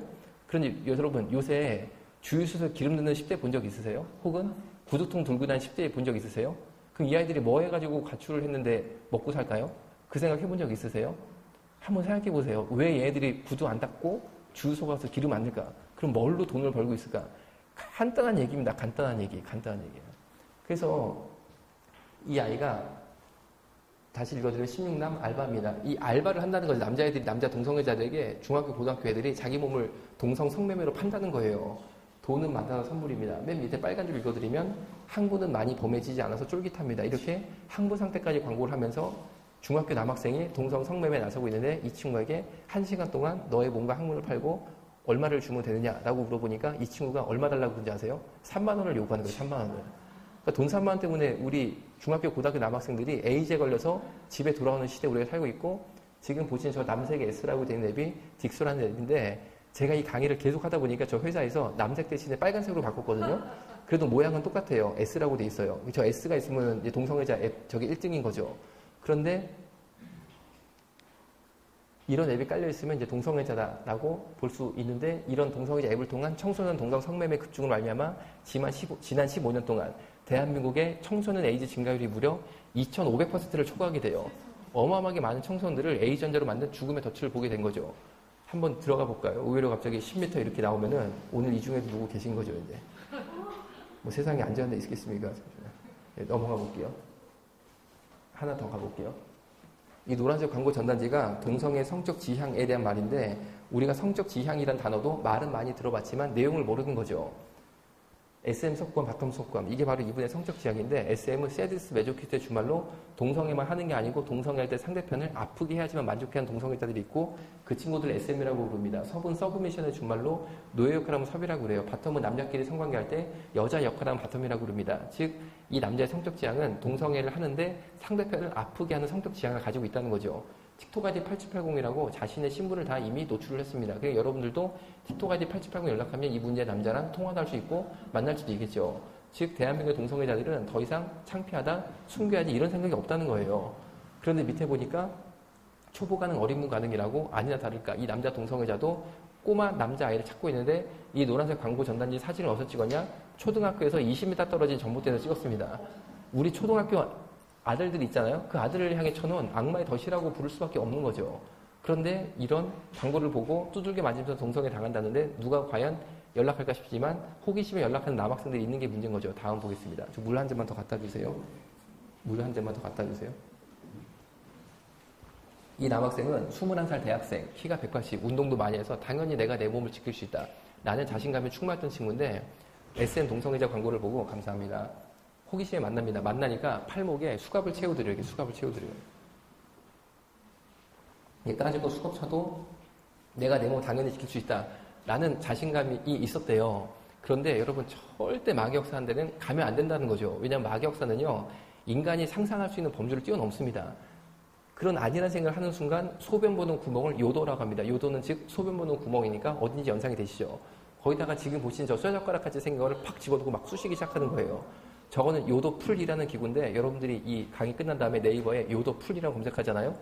그럼 보시는 것처럼 쇠젓가락에 요철을 깎아서 상대편의 요도를 최대한 고문할 목적으로 고안된 동성애자들의 무시무시한 저 성고문 기구가 단돈 16,000원에 G마켓 등 대한민국의 대형 인터넷 마켓에 아무 제재 없이 버젓이 팔리고 있는 것을 보게 되실 거예요. 제가 안만 봐도 대한민국이 소돔과 고문에서 멀지 않았다는 거죠. 그런데 동성애자들은 16,000원에 이 무시무시한 요도풀이라는 성고문 기구를 G마켓 등 대한민국의 인터넷 마켓에서 배달시킨 다음에 호주머니에 넣고 다니다가 몇백 명, 몇천 명을 이거 하나로 다 쑤시는 거예요. 그럼 이 기구를 통한 나쁜 병균의 감염도 상당히 우려가 되고 있는데, 왜 정부는 이 기구에 대한 관리를 하지 않는 걸까요? 저는 뭔가 이해가 안 돼요. 그리고 이런 기구에 대한 감염의 우려 때문에 저 같은 의사가 당연히 열심히 여기에 대한 말을 해야 되는데, 저 같은 사람을 왜 저지를 시키는 거예요? 그러니까 저는 너무 이건 이해가 안 되는 시대라서 저는 이거 참 기도할 수밖에 없다. 이거는 대한민국이 망하자는 거냐 아니면 잘 되자는 거냐, 정말 이거는 기도할 수밖에 없겠구나라고 저는 생각을 하고 있어요. 그런데 이 학생이 저 기구가 들어서 막 쑤시기 시작하니까 더 이상 내가 내 몸을 지킬 수 있다 라는 생각 자체가 사라지고 무릎 꿇고 눈물을 흘리면서 시키는 건 내가 다 해드릴 테니까 제발 나 좀 살려만 달라고 그래서 학문선교 동성애 원한다고 그래서 강제로 학문선교 나온 거 풀려났어요. 풀려나면서 경찰서 가서 고발해야겠다. 왜 성폭행 당했으니까 생각을 했는데, 맨 밑에 빨간 줄이죠. 고발을 못했다는 이유가 뭐냐? 동영상을 찍히고 협박을 당했는데, 만약 경찰에 고발하면 이 동영상 인터넷 유튜브에 띄워버리겠다고 협박을 당한 거예요. 그러면 이 남학생도 어느 날에는 여자랑 만나서 결혼도 하고 애도 낳아야 되는데, 이런 동영상이 유포가 되면은 어떻게 결혼을 하고 애를 낳을 수 있겠어요. 그러니까 그냥 눈물을 삼키면서 있자 이렇게 될 수밖에 없는 거죠. 이런 피해 당사자가 있는데, 이 하나 전 슬라이드 가볼게요. 이런 노란색 광고 전단지가 초등학교 20m 떨어진 전봇대에 버젓이 붙어있는 게 과연 정상이겠습니까? 저도 우리 큰애가 초등학생이거든요. 남자예요. 그럼 우리 초등학교 아들을 지키기 위해서 아빠가 이 전단지를 반대하는 건 당연한 건데, 아들을 지키기 위해 이 전단지를 반대했다라고 차별금지법 때문에 제가 감옥에 가면 우리 아들을 대통령님이 지켜주실까요? 저는 그렇게 생각 안 하거든요. 아버지가 아들을 지킬 수 없는 세상을 만들겠다는 게 과연 올바른 일이겠습니까? 그리고 이런 광고 전단지를 보면은 저는 저만이 느끼는 특별한 스트레스가 있는데, 제 이름이 여만섭이거든요. 전국이 다 섭구함이에요. 그러니까 볼 때마다 저 찾는 것 같아가지고 기분이 이거 더 반대다. 나는 무조건 반대겠다. 그런 생각이 들 수밖에 없는 거죠. 네, 다음 보겠습니다. 동반 입대자들은 뭐냐면은 친한 친구 둘이 같은 군대 내무반에 들어가서 군대에 마칠 때까지 한 내무반을 쓰는 제도인데 동성애자들은 이 제도를 악용해서 동성 애인끼리 한 내무반에 들어가서 내무반에서 학문 선교를 군대 마칠 때까지 열심히 하고 제대를 한다고 해요. 다음 보겠습니다. 밀리터리 게이 파티는 뭐냐면은 번역하면 군대 내 동성애자 성파티죠. 그런데 대한민국 군대가 군대 내 동성애자 성파티를 이렇게 할 만큼 한가할까요? 아직 북한 핵의 위기가 해결이 안 됐어요. 이런 안보 위기 속에서 저 같은 일반 국민들은 밀리터리 게이 파티를 상당히 우려하는 시선으로 볼 수밖에 없다는 거죠. 그런데 더 놀라운 사실은 이 군대 내 군인 동성애자 성파티를 하는데 밑에 보시면 공동 주최한 국회의원이 5명이 있다는 거죠. 저는 이름을 지우지 않고 다 공개했으니까 이 PPT 제 거 아니고 예수님 거니까 여러분 다 목사에 가세요. 다 목사에서. 다 받아가세요. 그런데 이 5명의 국회의원 중에 제일 잘 알려지고 정치적 영향력이 큰 인물이 누구냐? 얼마 전에 자살로 소천하신 노회찬 의원이세요. 그리고 아까 보신 그 동성애자 앱 있잖아요. 그거 잠깐 가볼게요. 동성애자 앱. 뭐 빨간 거 남색 있죠. 그 뒤로 한번 가볼게요. 그 앱의 모양도 눈에 익혀주시기 항상 부탁을 드리는데 왜 그러냐면은 계속 뒤로 가볼게요. 저희 병원에 여자 에이전자가 진료 의뢰서가 오면 여자가 에이즈에 걸렸으니까 율랑 여성 혹은 성매매 업소 여성이 아닐까라고 제가 의뢰했었는데 놀랍게도 저희 병원에 입원하셨던 여자 에이전자 중에 율랑 여성은 단 한 명도 없었어요. 대부분이 여성들이 어떻게 에이즈에 걸리게 되냐면 거의 대부분이 남편한테 에이즈가 옮았습니다. 한 가지 예만 대표적으로 설명을 드리면 이 여성도 결혼해서 임신하게 되니까 너무 기분이 좋아서 산부인과 가서 검사를 받게 됐는데 산모 검사상 혈액 검사에서 이 산모가 에이즈 환자라고 판명이 됐어요. 그래서 산부인과 원장이 깜짝 놀라가지고 진료실에서 애기 엄마가 에이즈 환자다 알고 있었냐 그러니까 이 애기 엄마는 전혀 에이즈 걸릴 행동을 한 적이 없거든요. 그래서 너무나 놀라고 미래가 두려우니까 그 자리에서 전화를 해서 남편에게 여보 산부인과에서 나보고 에이즈 환자래 나 이제 어떡해 라고 말을 하는 순간 이 남편이 핸드폰 번호를 바꾸고 도망을 가요. 알고 보니까 이 남편이 동성애자이고 에이즈 환자였는데 본인의 에이즈 감염 사실을 숨기고 결혼해서 자기 아내를 에이즈 환자로 만들었을 뿐 아니라 제가 이 이야기를 들었을 때 더 이해하기 어려웠던 점은 산모가 에이즈 산모면 태어나는 아기가 주산기 감염이라고 해서 에이즈 아기가 태어나는 확률이 상당히 높거든요. 어떻게 자기 뱃속의 애까지도 에이즈 환자로 만들려고 했는지가 이해가 안 됐다는 거죠. 그러니까 이런 불행한 결혼의 대상이 되지 않기 위해서는 제 생각에는 결혼 정년기 여성들은 만약에 어떤 남학생이 사랑한다 결혼하자 그러면 꼭 핸드폰을 달라고 해서 이런 앱이 깔려있나 봐야 되는 거죠. 이런 게 깔려있으면 결혼할 수 없는 거죠. 이제 아까 마지막 슬라이드 강의 한 대 가볼게요. 예, 다음. 예. 저 무지개 육각형 기호가 동성애 사이트 기호입니다. 그러니까 어떤 청년이 열심히 인터넷을 하고 있는데 무지개 육각형이 떠있다. 그러면 동성애자다라고 볼 수 있는 거죠. 그런데 15사단 동성애자 나오라. 즉 대한민국 군대에 있는 군인 동성애자들은 나라를 지킬 생각보다는 같은 군대 안에서 학문 선교를 할 동성애를 찾는 게 더 주관점이 돼 있다는 거죠. 그래서 저 글을 클릭하면 다음 보겠습니다. 이렇게 엉덩이 학문을 다 보여주면서 나랑 학문 선교 동성애하자라고 공개 광고를 올리고 있는데 저 네모 박스는 다 제가 친 거예요. 여러분. 이 남자의 엉덩이 학문을 원색적으로 보고 나면요. 정말 이게 정신이 막 제가 그렇더라고요. 그래 대한민국 군대가 이래서야 되겠어요? 다음 보겠습니다. 네모반에서 동성애했다라고 자랑 사진 올린 거. 저 네모난 박스도 제가 친 겁니다. 원래는 저기 다 보여요. 저런 거를 자랑하는 군대가 과연 대한민국의 국방을 책임지고 있다? 여러분 여기에 대해서 어떻게 생각하십니까? 다음 보겠습니다. 초급 간부도 동성애 요청하고 다음 보겠습니다. 부대 내 동성애했다라고 자랑글 올리고 다음 보겠습니다. 장교도 다음. 부사관도 다음. 심지어 삼성장구 운전병도 동성애자예요. 다음. 사령부도 동성애자 다음. 그리고 제가 동성애자 앱을 통해서 열심히 검색을 하다 보니까 한 동성애자가 본인의 사진과 동성애자라는 글을 올렸는데 우리나라의 유명한 찬양 사역자라서 이분이 청소년 캠프 때마다 찬양 인도하는 분이거든요. 그분이 동성애자더만요. 그러면은 그 찬양 사역자가 찬양 인도할 때 이 어린 중고등학교 우리 교회학교 애들한테 어떤 영이 들어가겠어요? 저는 너무나 우려스러워요. 너무나 우려스러워요. 군형법 92조 이게 뭐냐면은 남자 군인 둘이 그리고 요새 저는 뭐 당연히 동성애 이 집회 강의 때문에 아무래도 여기저기 많이 다닐 거 아니에요. 그렇잖아요? 그러다 보니까 이제 여름에 이제 청소년 청년 집회도 많이 가는데 여러분 제가 뭐 시간에서 잠깐 말씀드려요. 저 우려되는 게 있어요. 뭐냐면요. 요새 청년 큰 집회 가보잖아요. 그러면요. 나이트클럽 같아요. 진짜로. 막 여기다가 조명 막 돌아가고 막 번쩍번쩍하고 찬양팀들 막 하고 그냥 막 펄쩍펄쩍 뛰는데 이 중학교 고등학교 애들이 여기서요. 그냥 펄쩍펄쩍 막 뛰는 거예요. 땀 팍 흘리면서. 그리고 그거를 은혜 받았다고 생각하는 것 같아요. 분위기가. 그러니까 애들을 나이트클럽을 데려간 건지 아니면은 성령을 받는 데 데려간 건지 제가 너무나 이렇게 놀란다고 그럴까? 그러니까 그런 찬양 사역자가 인기를 끄는 거죠, 이제. 그 사람은 제가 볼 때 성령의 능력을, 복음의 능력을 하나님의 영으로 이렇게 전달되는 그 전달자 하나님의 종이 아니고 그냥 나이트클럽 있잖아요, 음란한데 거기서 기타 하면서 이 세상 노래 부르는 사람하고 다르질 않아요. 이 뭐든지 그 흘러나온 게. 근데 애들은 그거에 취해서 그 감정적인 거죠. 거기에 취해서 펄쩍펄쩍 뛴 다음에 땀 쭉 흘리면 은혜 받았다고 생각하는 것 같고 거기에 또 우리 교회에서는 애들을 보내고 있는 거죠. 그러니까 이거 진짜 이게 우리 영적 대각성 운동이 한번 벌어져야 되는 거 아니냐. 진짜 여러분 우리 옛날식으로 애들 그냥 붙잡아 놓고 막 기도시키면 안 되는 거예요, 이제? 그냥 뭐 저는 그렇게 자랐거든요. 그냥 기도원에 집어넣어가지고 그냥 3일 동안 계속 예배 드리고 진짜 막 통성기도 시키고 그렇게 하면 이제 안 되는 거예요. 저는 너무 이제 좀 안타까워요. 군영복 92조 6이 뭐냐면은 남자 군인 둘이 군대 내에서 학문 선교를 하다가 걸리면 처벌받는 법인데 당연한 거 아니겠습니까? 여러분 내공반에서 어떻게 10명이 같이 생활하는데 남자 군인 둘이 갑자기 목포를 뒤집어 쓰고 학문 선교를 할 수 있겠어요. 그런데 이 법이 동성애자 인권을 침해한다라고 해서 대한민국의 국회의원 10명이 작년에 국회에 이 법을 없애자라는 폐지안을 이미 내놓은 상태예요. 그 폐지안을 내놓은 10명의 의원 중에 대표 발의를 누가 했느냐? 정의당의 김종대 의원이 하셨는데 정의당의 김종대 의원은 어떤 일로 최근에 유명사를 치르게 됐냐면은 얼마 전에 북한 병사 한 분이 대한민국을 기술하다가 배에 총을 맞았습니다. 그래서 아주대 이국정 교수가 수술을 통해 그 총알을 제거하다가 대장에서 기생충이 나온 것을 기자 인터뷰 때 발표를 했어요. 그러니까 이 이국정 교수를 이 정의당의 김종대 의원이 이 이국정 교수를 인권 침해자라고 비판을 했어요. 그런데 그 정의당의 김종대 의원이 군역법 92조 6, 즉 남자 군인 둘이 군대 안에서 학문 선교하는 것을 처벌하는 법을 없애자라고 폐지안을 내놓은 대표 발의자라는 거죠. 저는 이 두 가지 사건을 놓고 볼 때 왜 김종대 의원님은 자 보세요. 군역법 92조 6이 무너지면 대한민국 군대 내 동성애 에이즈 확산이 무섭게 벌어지게 되면 과연 누가 제일 좋아할 일일까요? 북한의 돼지 3부자 중에 막내 돼지가 제일 좋아하겠죠. 왜 북한의 막내 돼지가 제일 좋아할 만한 일을 김종대 의원님은 이렇게 해주실까? 저는 거기에 대한 의구심을 떨쳐버릴 수가 없어요. 그리고 귀순한 병사 배에서 기생충이 나왔다? 그런 얘기 하면 안 되는 겁니까?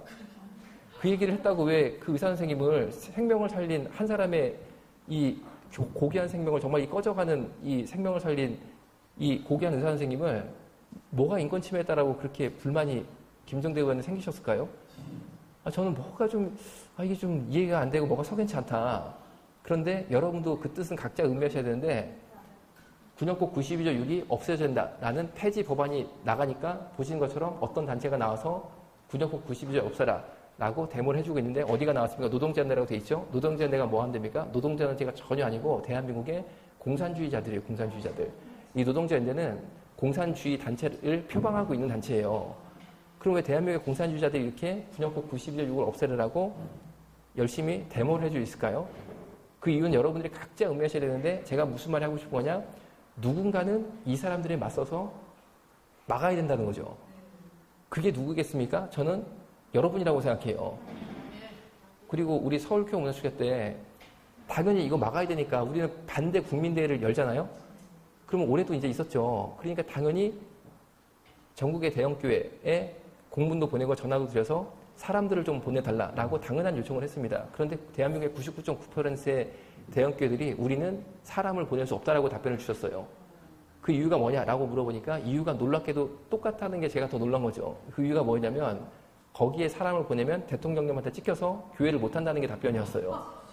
저는 요새 뭘 느꼈냐면요. 이 시대는 하나님을 더 두려워하는지 대통령을 더 두려워하는지 하나님께서 명백하게 보여주는 시대에 내가 살고 있구나. 그거를 느낄 수밖에 없었어요. 다음 보겠습니다.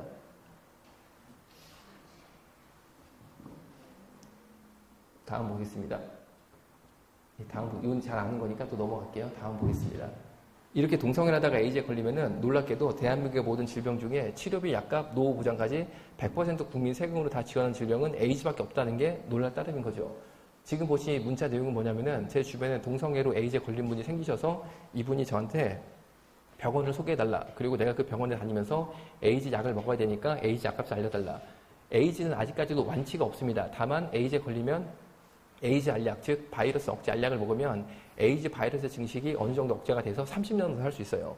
그런데 30년 뒤에는 에이즈로 죽습니다. 그래도 이 30년을 더 사셔야지만 우리가 복음도 전하고 하나님의 자녀도 되는 거니까 이 약을 드시게 하는 게 너무나 중요한데 이 약을 병원 가서 타서 먹으려면은 환자가 내는 약값에 대한 본인 부담금이 생기는 거죠.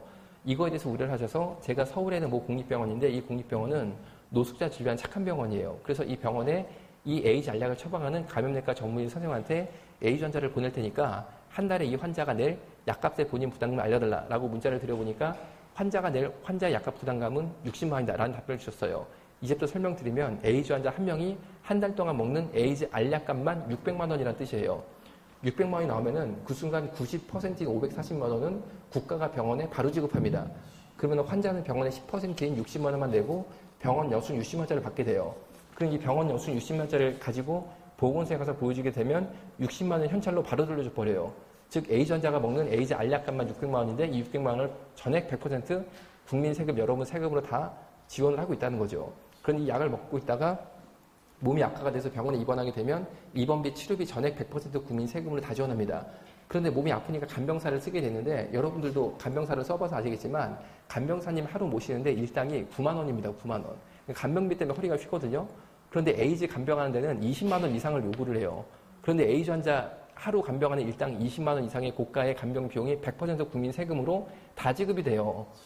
그뿐 아니라 에이즈 환자가 집에 계시게 되면 에이즈 환자님 댁에 계신 동안 입맛 떨어지시면 안 된다고 국가가 댁까지 반찬까지 배달해드려요. 그리고 제주도 에이즈 환자가 예를 들어서 나는 제주도에서 못 믿겠고 제일 유명한 서울대학병원이나 세브란스병원을 다녀야겠다. 혹은 여기서 가까운 아산병원도 에이즈 환자가 많이 가는 병원 중에 하나거든요. 뭐 아산병원을 가야겠다. 그럼 매달 왕복 비행기 값이 발생을 하겠죠. 그 왕복 비행기 값까지도 국민 세금으로 100% 다 지원합니다. 그리고 이 약을 먹으면 30년을 할 수 있다라고 설명을 드렸는데 따라서 동성애 에이즈 환자분들이 점점 고령화가 돼가고 있어요. 그래서 이분들이 국가에 뭘 요청했냐면 우리의 노후를 당연히 국가가 보장해 줘야 된다라고 요청을 해서 국가가 동성애 에이즈 환자의 노후를 100% 보호하고 있는데 무슨 말이냐. 여러분의 할머니나 할아버지가 치매가 오셨는데 요양병원 비용 때문에 요양병원에 못 모시는 가정도 굉장히 많거든요. 그래서 가족들이 굉장히 고통당하고 있는 시대에 우리가 살고 있습니다.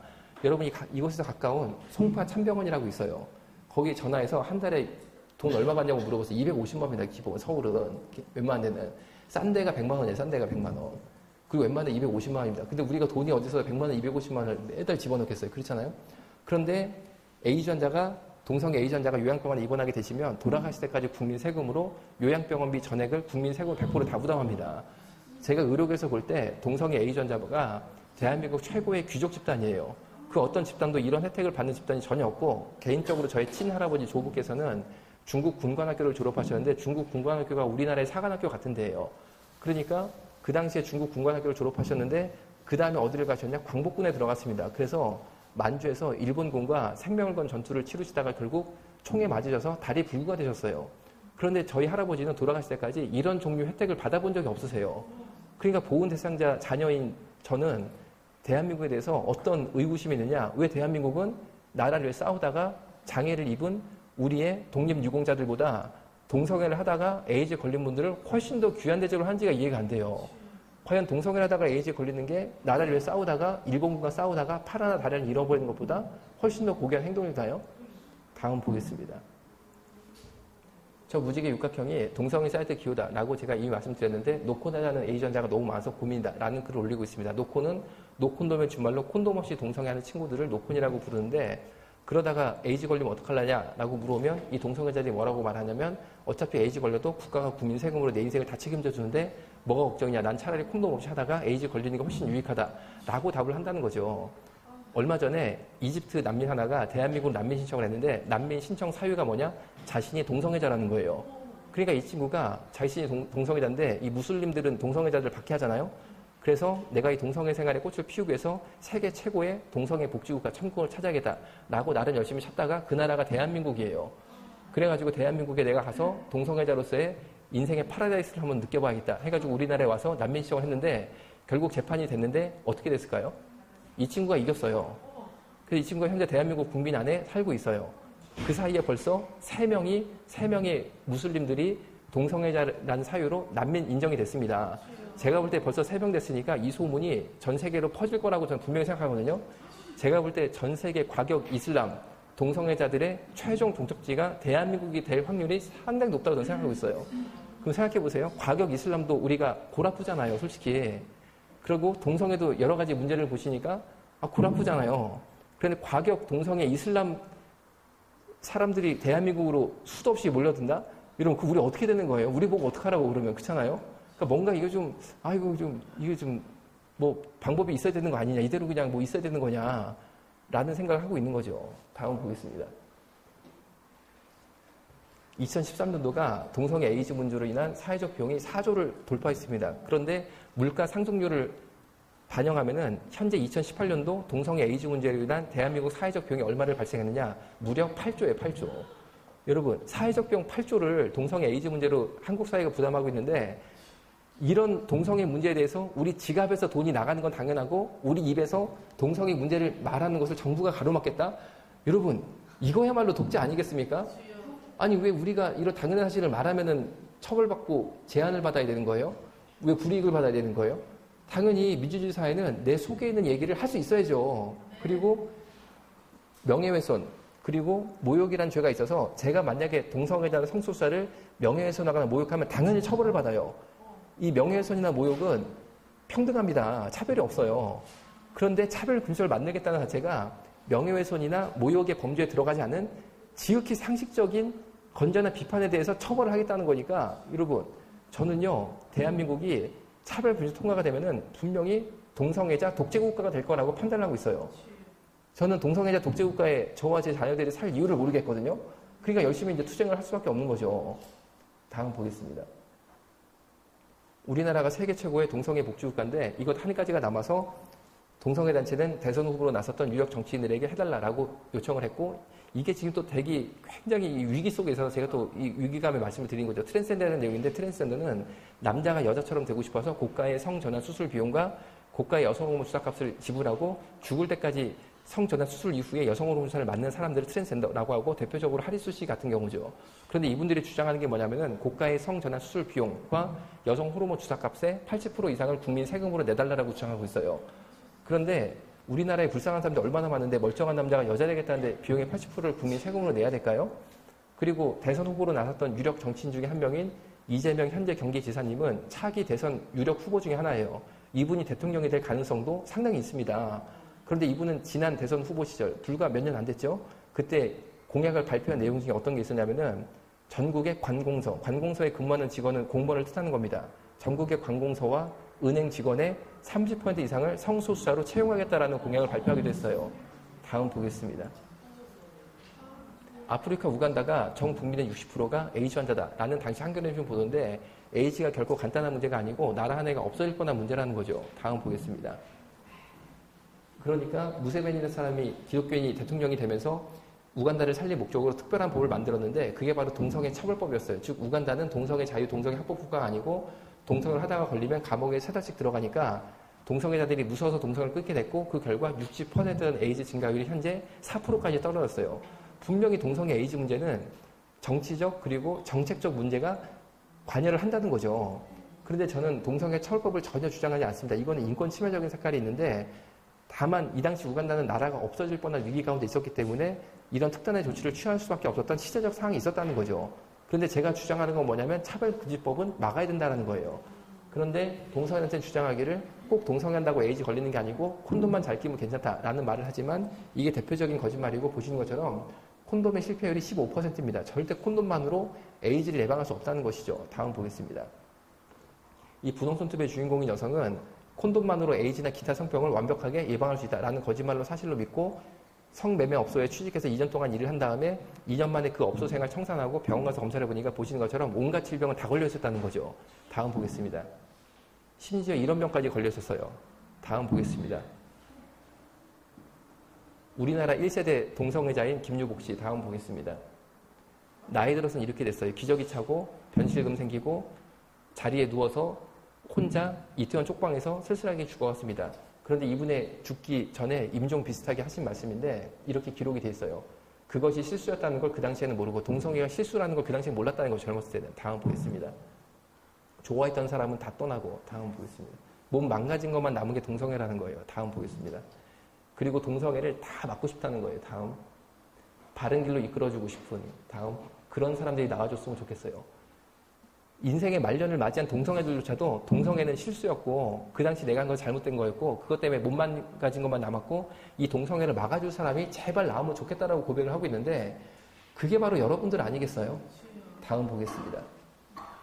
동성애는 사랑이 아니라고 고백을 하고 있습니다. 다음 보겠습니다. 이렇게 잘생긴 청년이 동성애다가 에이즈 걸려서 저렇게 돼서 서른도 못 되고 죽었어요. 서른도 못 돼서. 저렇게 잘생긴 청년이 저렇게 잘생긴 남자로 멋있게 살아가게 냅두면 안 되는 걸까요? 다음 보겠습니다. 어떤 분들은 말씀하시기를 왜 이렇게 한국교회가 동성애단체를 괴롭히냐라고 말하지만 이게 사실과 정반대라는 거죠. 지금 보시니 공지사항은 성소수자 인권연대, 동성애자 인권연대 공지사항을 캡처한 건데 호모포비아 그들은 누구인가 혐오세력 주유물 뒷조사라고 되어 있습니다. 호모포비아 혐오세력이 누구냐? 설명을 드리면 2015년도 12월 연말에 이 공지사항에 올해의 동성애 혐오인물 3인방이라고 해서 동성애단체 주적 3명을 살생부를 띄웠는데 그 중에 한 명이 저예요. 여반섭이에요.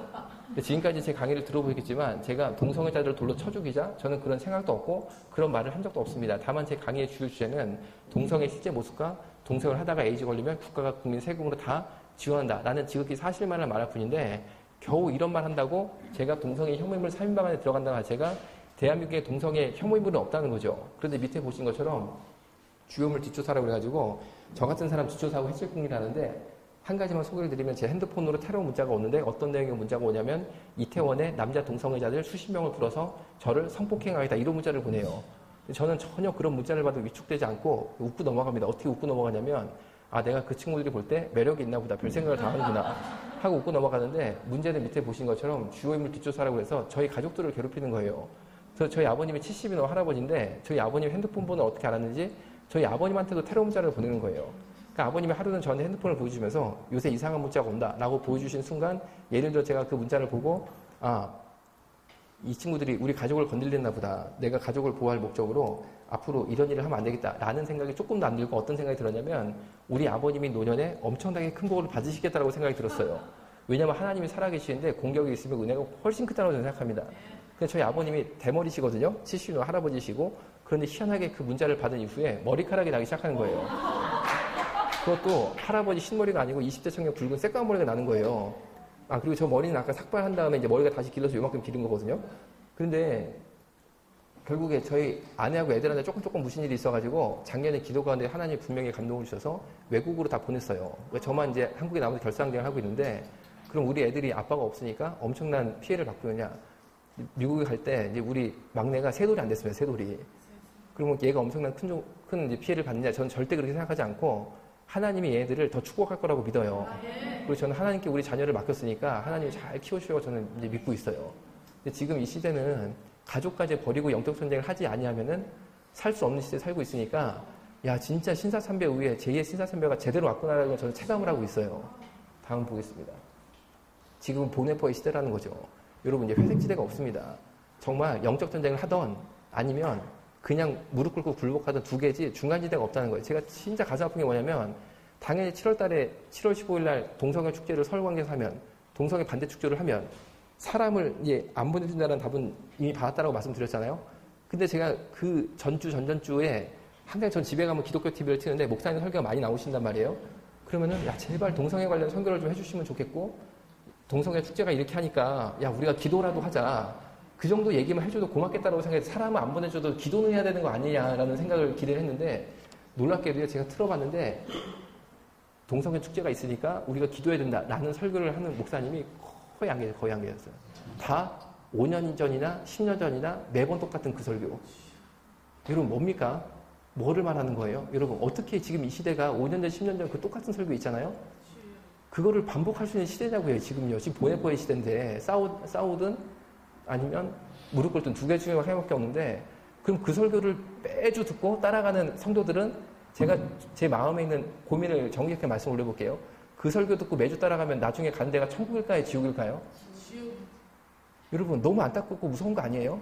여러분 시대가 이런데 어떻게 목회자가 뻔히 알면서 성도들한테 가리고 숨기냐는 거예요. 그리고 그 똑같은 설교만 매주 하고 여러분 그러면 그 성도들은 아무것도 모르고 그 설교만 듣고 따라가다면은 나중에 이분들이 과연 천국에 가는 걸까 지옥에 가는 걸까? 저는 그 의구심이 자꾸 들어가지고 제가 무슨 말을 하고 싶은 거냐면요. 야 드디어 하나님께서 대한민국에 제2의 종교개혁을 하실려나 보다 이 생각이 들어요. 진짜 하나님의 사람이 누군지 그리고 하나님 믿는 게 뭔지 그거를 보여주시려고 하시나 보다라고 저는 분명히 믿는다는 거죠. 다음 보겠습니다. 제가 이제 5분 남았어요. 다음 보겠습니다. 이렇게 A 전자 수가 기하급수로 늘고 있는 게 대한민국이라는 거예요.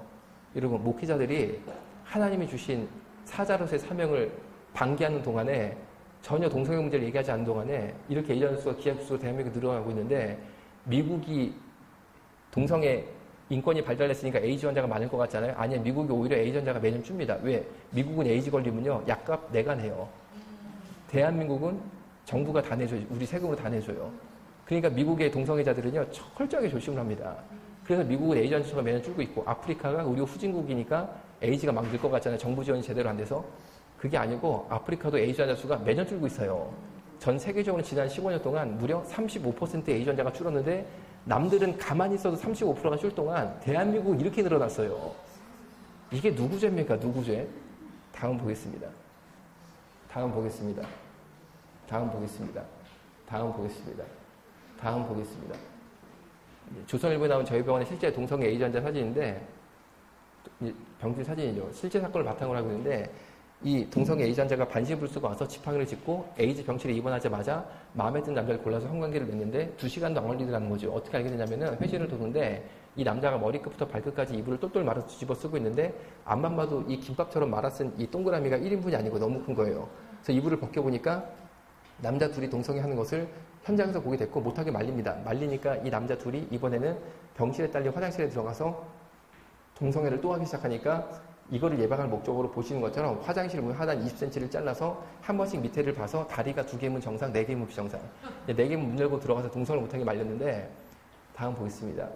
이번엔 이 남자 둘이 저희 병원은 지하 주차장이 없고 야외 주차장인데 오후 1시 정도 된 아주 깨끗하고 맑고 좋은 날에 보시는 빨간 차와 하얀 차 사이가 불과 차와 차 사이 주차 공간이 20cm가 안 됩니다. 그 좁은 아스팔트 위에서 이 남자 둘이 옷을 벗고 또 동성을 하기 시작하는 거예요. 그러니까 지나가던 행인들이 깜짝 놀라서 뭐 하는 거냐 하지 말아라 라고 소리를 질러도 절대 이 남자 둘이 하던 성관계를 멈추지 않으니까 이 행인들이 병원에 신고 전화를 주셔서 간호사 선생님이 놀라서 뛰어내려가서 이 두 남자들을 모시고 올라가게 됩니다. 이 사건을 듣고 제가 충격을 받아서 미국의 논문을 찾아보니까 다음 보겠습니다. 다음 볼게요. 전에 가볼게요. 미국은 1978년도에 이미 동성애가 성중독이라는 연구가 나타났었는데 미국의 연구에 따르면은 미국 남자 동성애자 78년도는 지금보다 40년 전이에요. 28%가 성파트너 수가 1000명 이상, 43%가 동성애 성파트너 수 500명 이상 했어요. 즉 40년 전인데도 불구하고 남자 동성애자들의 기본 동성 성파트너 수가 500명 이상, 1000명 이상이 보편적이었다는 거죠. 그러니까 동성애는 성중독이라는 거예요. 그리고 동성애를 하지 않다 하더라도 일상생활 속에서 에이즈가 감염될수 겪는데 일형 면도기는 당연하겠죠. 따라서 남성들은 공중 목욕탕에 떨어진 일형 면도기를 함부로 쓰면 안 됩니다. 왜냐하면 에이즈 환자가 쓴 것을 내가 곧이었으면 내가 에이즈 환자가 된다는 거죠. 그런데 제가 진짜 우려되는 건 뭐냐면 이발소에 가잖아요. 이발소에 이제 사우나에 딸린 이발소에 가면은 남자를 여기 면도를 해주거든요. 근데 그걸 공용 면도기로 써요. 근데 그게 그렇게 하면 안 되거든요. 에이즈 환자가 쓴 걸 내가 곧이어 쓰게 되면은 에이즈 감염 우려가 있습니다. 비대는 왜 그러냐면은 아까 보신 동성애 에이즈 환자 실제 사진처럼 이분들이 장기간 지속된 항문 성교로 인해서 항문이 다 터지고 피가 줄줄 나니까 대변을 본 이후에 휴지로 지혈을 못하고 꼭 비데를 쓰게 돼 있는데 문제는 비데로 세척만 하는 게 아니라 드라이까지 해서 총 5분 이상 비데를 쓰게 돼 있고 그 5분 동안 비데 노즐에 에이즈 환자 피가 너무나 많이 묻게 돼 있는데 그 사실을 모르고 곧이어 그 비데에 앉아서 스위치를 누르는 순간 방금 비데에 묻었던 에이즈 환자 피, 에이즈 바이러스가 조준 사격해서 항문을 100% 맞추게 돼 있는데 일반인은 괜찮으니까 걱정하실 필요 없는데 항문에 치질이나 치열이 있으면 상당히 위험합니다. 왜냐면은 치질이나 치열로 노출된 항문혈관에 에이즈 환자의 피 바이러스 싹 하고 들어가면 에이즈 감염의 우려가 상당히 높아요. 그러니까 치질이나 치열이 있는 분들은 에이즈 환자가 쓴 비데를 곧이어 쓰면 안 된다는 거죠. 다음 보겠습니다. 제가 2분 남아서 이제 계속 넘어가 볼게요. 네, 계속 쭉쭉 넘어가 볼게요. 쭉쭉 계속 넘어가 볼게요. 이제 2분 동안 할 얘기하고 이제 마칠게요. 계속 넘어가 볼게요.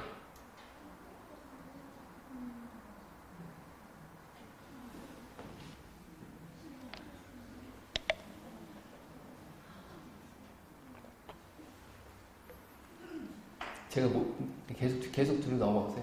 제가 이제 못한 얘기는 뭐 중요한 얘기들이 있는데 좀 많이 있어요. 근데 걱정하실 필요 없는 게 제 강의는 유튜브에 염한섭 치면 다 검색이 되거든요. 그러니까 꼭 보세요. 그리고 제 강의를 5번 보시고 이 파워포인트만 있으면 누구나 강의를 할 수 있습니다. 그러니까 제가 바라는 건 여러분들이 5번 봐서 꼭 강의를 할 수준이 되시면 어디 가서 동성애에 대한 이야기를 해도 여러분들이 이 정확한 진실을 말할 수 있으실 거예요. 그러니까 여러분들이 꼭 유튜브에 와서 제가 오늘 못한 얘기는 꼭 들으시고 그리고 강의도 하실 정도로 파악을 해주면 좋겠는데 이제 1분 남아서 이 얘기 드리고 마치려고 그래요. 그럼 언제 어떻게 할 것이냐. 여러분 우리가 가만히 있으면 안 됩니다. 가만히 있으면 안 돼요. 그럼 어떻게 내가 뭘 할 것이냐. 이제 행동을 보여줘야 되는데 010-3347-8700이에요. 8700. 010-3347-8700입니다. 010-3347-8700이에요.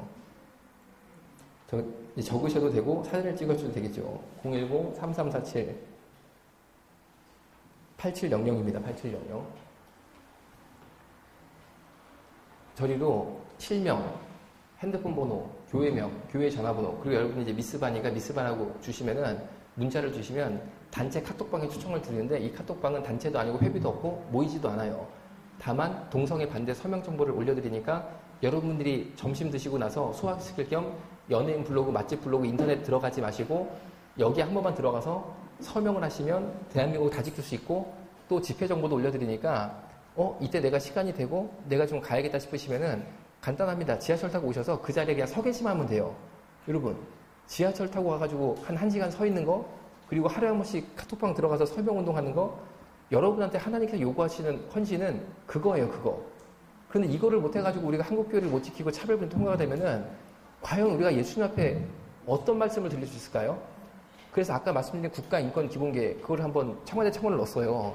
야 답변자로 들어보자. 어떻게 차별금지 독소조항이 거기 대통령령으로 통과할 수 있느냐 해서 청와대 청원을 넣었는데 몇 명 모았는지 아세요? 한국기독교가?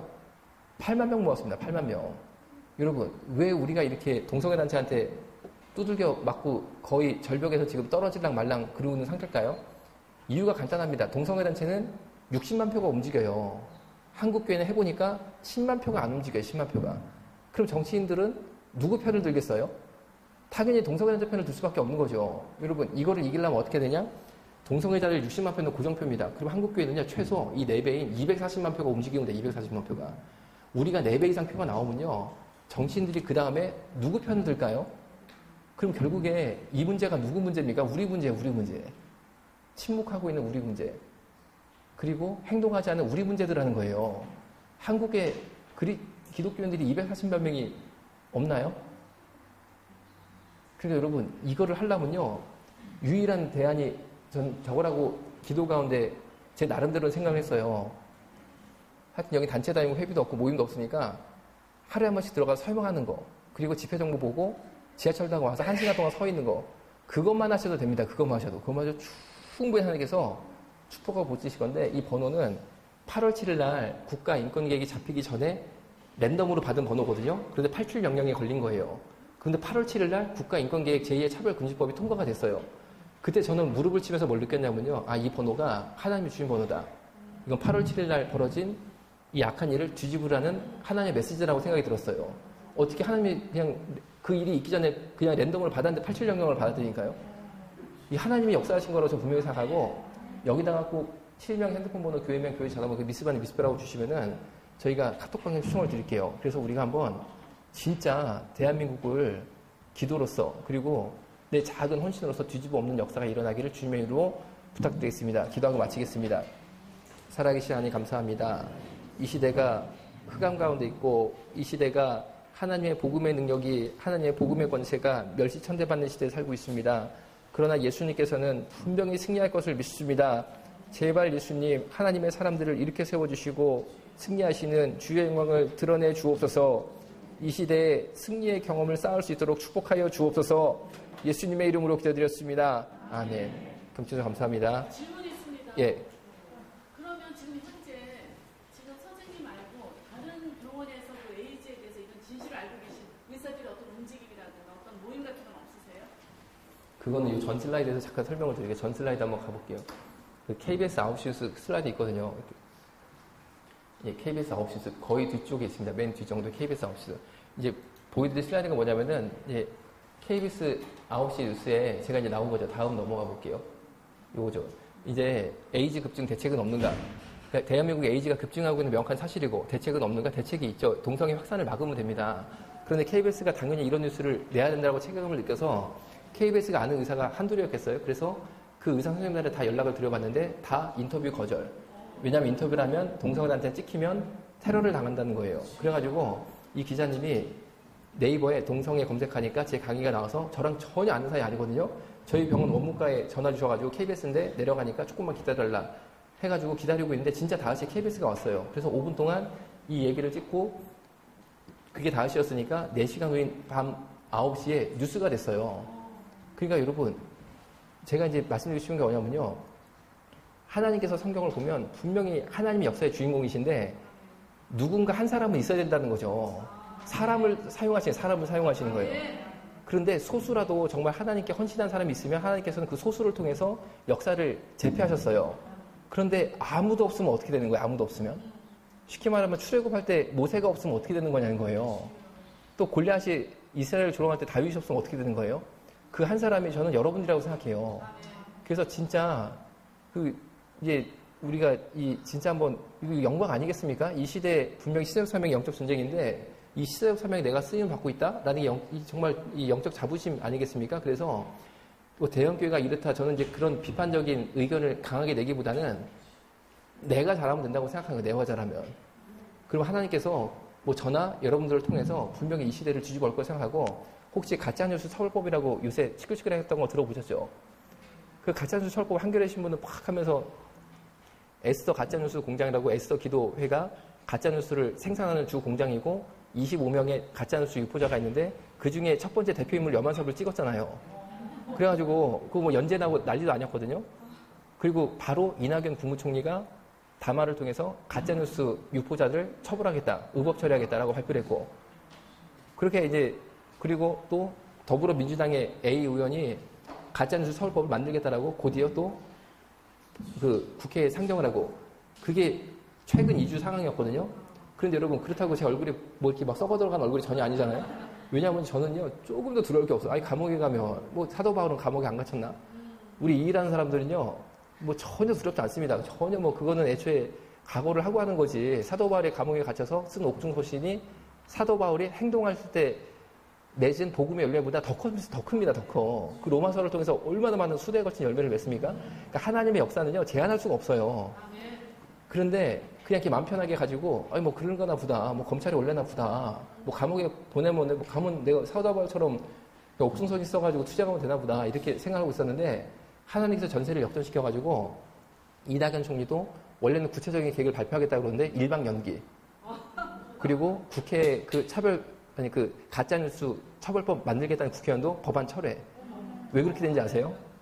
오히려 한겨레 신문이 독일에 가짜뉴스 처벌법 있으니까 한국도 만들어야 된다라고 뉴스를 냈는데 미디어 오늘도 굉장한 좌파 언론이거든요. 거기서 기사를 낸 게 뭐냐면 독일에 가짜뉴스 처벌법 확인해 보니까 없다. 그 한겨레 신문이 가짜뉴스라는 거예요. 그리고 이거를 연합뉴스가 받아가지고 확 뿌렸어요. 그리고 이번에 국감기간이잖아요. 엉뚱하게 그 정의당도 굉장한 이 민주당보다 더 좌파 성향이잖아요. 거기 의원들도 가짜뉴스 처벌법은 독재 시대에서 하는 거지 가짜뉴스 정의가 뭐냐. 이건 정치적으로 이용당하는 확률이 높은 법인데 이거를 반대한다는 의견이 분명했어요. 그러니까 역풍을 맞아버린 거예요. 그래가지고요. 막 자기들끼리 막 혼란에 빠져가지고 뭐 그러고 있어요. 그러니까 여러분 만약에 막 국무총리가 들고 일어나 뭐 국회의원이 들고 일어나 막 또 한겨레가 연재기사 계속 실어 그렇다고 예를 들어서 저나 뭐 에스더 기도동이 쫄아가지고 막 비겁하게 이루고 있으면요. 뭐 그동안 저희가 잘못했는데 뭐 이렇게 나왔으면 어떨 뻔했어. 그냥 강하게 저항하고 엊그제 그래가지고요. 한 며칠 전에는 언론중재원에 한겨레 신문 고발했어요. 그리고 민사형사도 이제 들어가요. 곧. 여러분 이게 작사를 내보려고. 왜? 저는 아무 힘없는 사람이지만 하나님 함께 하시는데 뭐가 두려워요. 그렇지 않아요. 하나님. 그리고 여러분 제가 이렇게 막 강의하고 이러면요. 어떤 분들은 말씀하시기를 제가 병원을 한 입장인데 저 병원이 대통령이만 찍혀가지고 망하면 어떡하려고 라고 저를 위한 분이 얘기할 때도 있는데 저는 걱정을 안 하는 게 대통령님은 저를 괴롭혀도 3년 4년 못 괴롭힙니다. 그렇죠? 근데 하나님은 영원히 제 인생을 소유하신 분인데 제가 대통령 눈치를 봐야겠어요? 하나님 눈치를 봐야겠어요? 아니 그리고 왜 대통령의 동성애 찬성하고 차별금지 만들려고 그런다고 목사도 거기 무조건 따라가야 되는 거예요? 아니, 하나님 뜻하고 대통령 뜻하고 충돌하면 우리 당연히 하나님 편에 서야죠.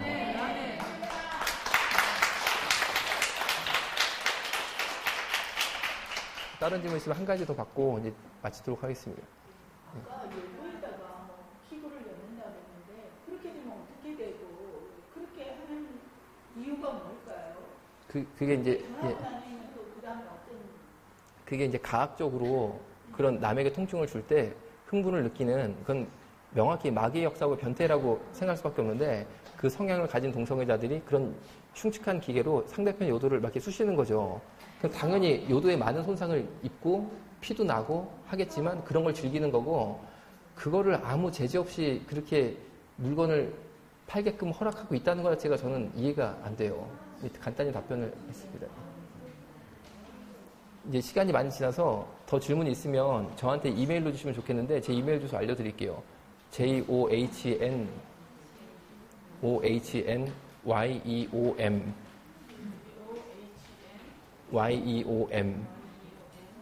그다음에 한 메일 내십니다. JOHN은 존이죠. 존. YEOM이 염입니다. YEOM 골뱅이 한 메일 내시니까 추가 질문은 오늘 제가 강의가 조금 길어서 질문 시간을 원래 한 20분 정도 두려고 그랬는데 못했는데 질문 20분 받는 것보다 사실 20분 더 얘기하는 게 더 전달이 많이 되거든요. 그리고 질문 있으시면은 이 이메일로 주시면 감사하겠습니다. 감사합니다.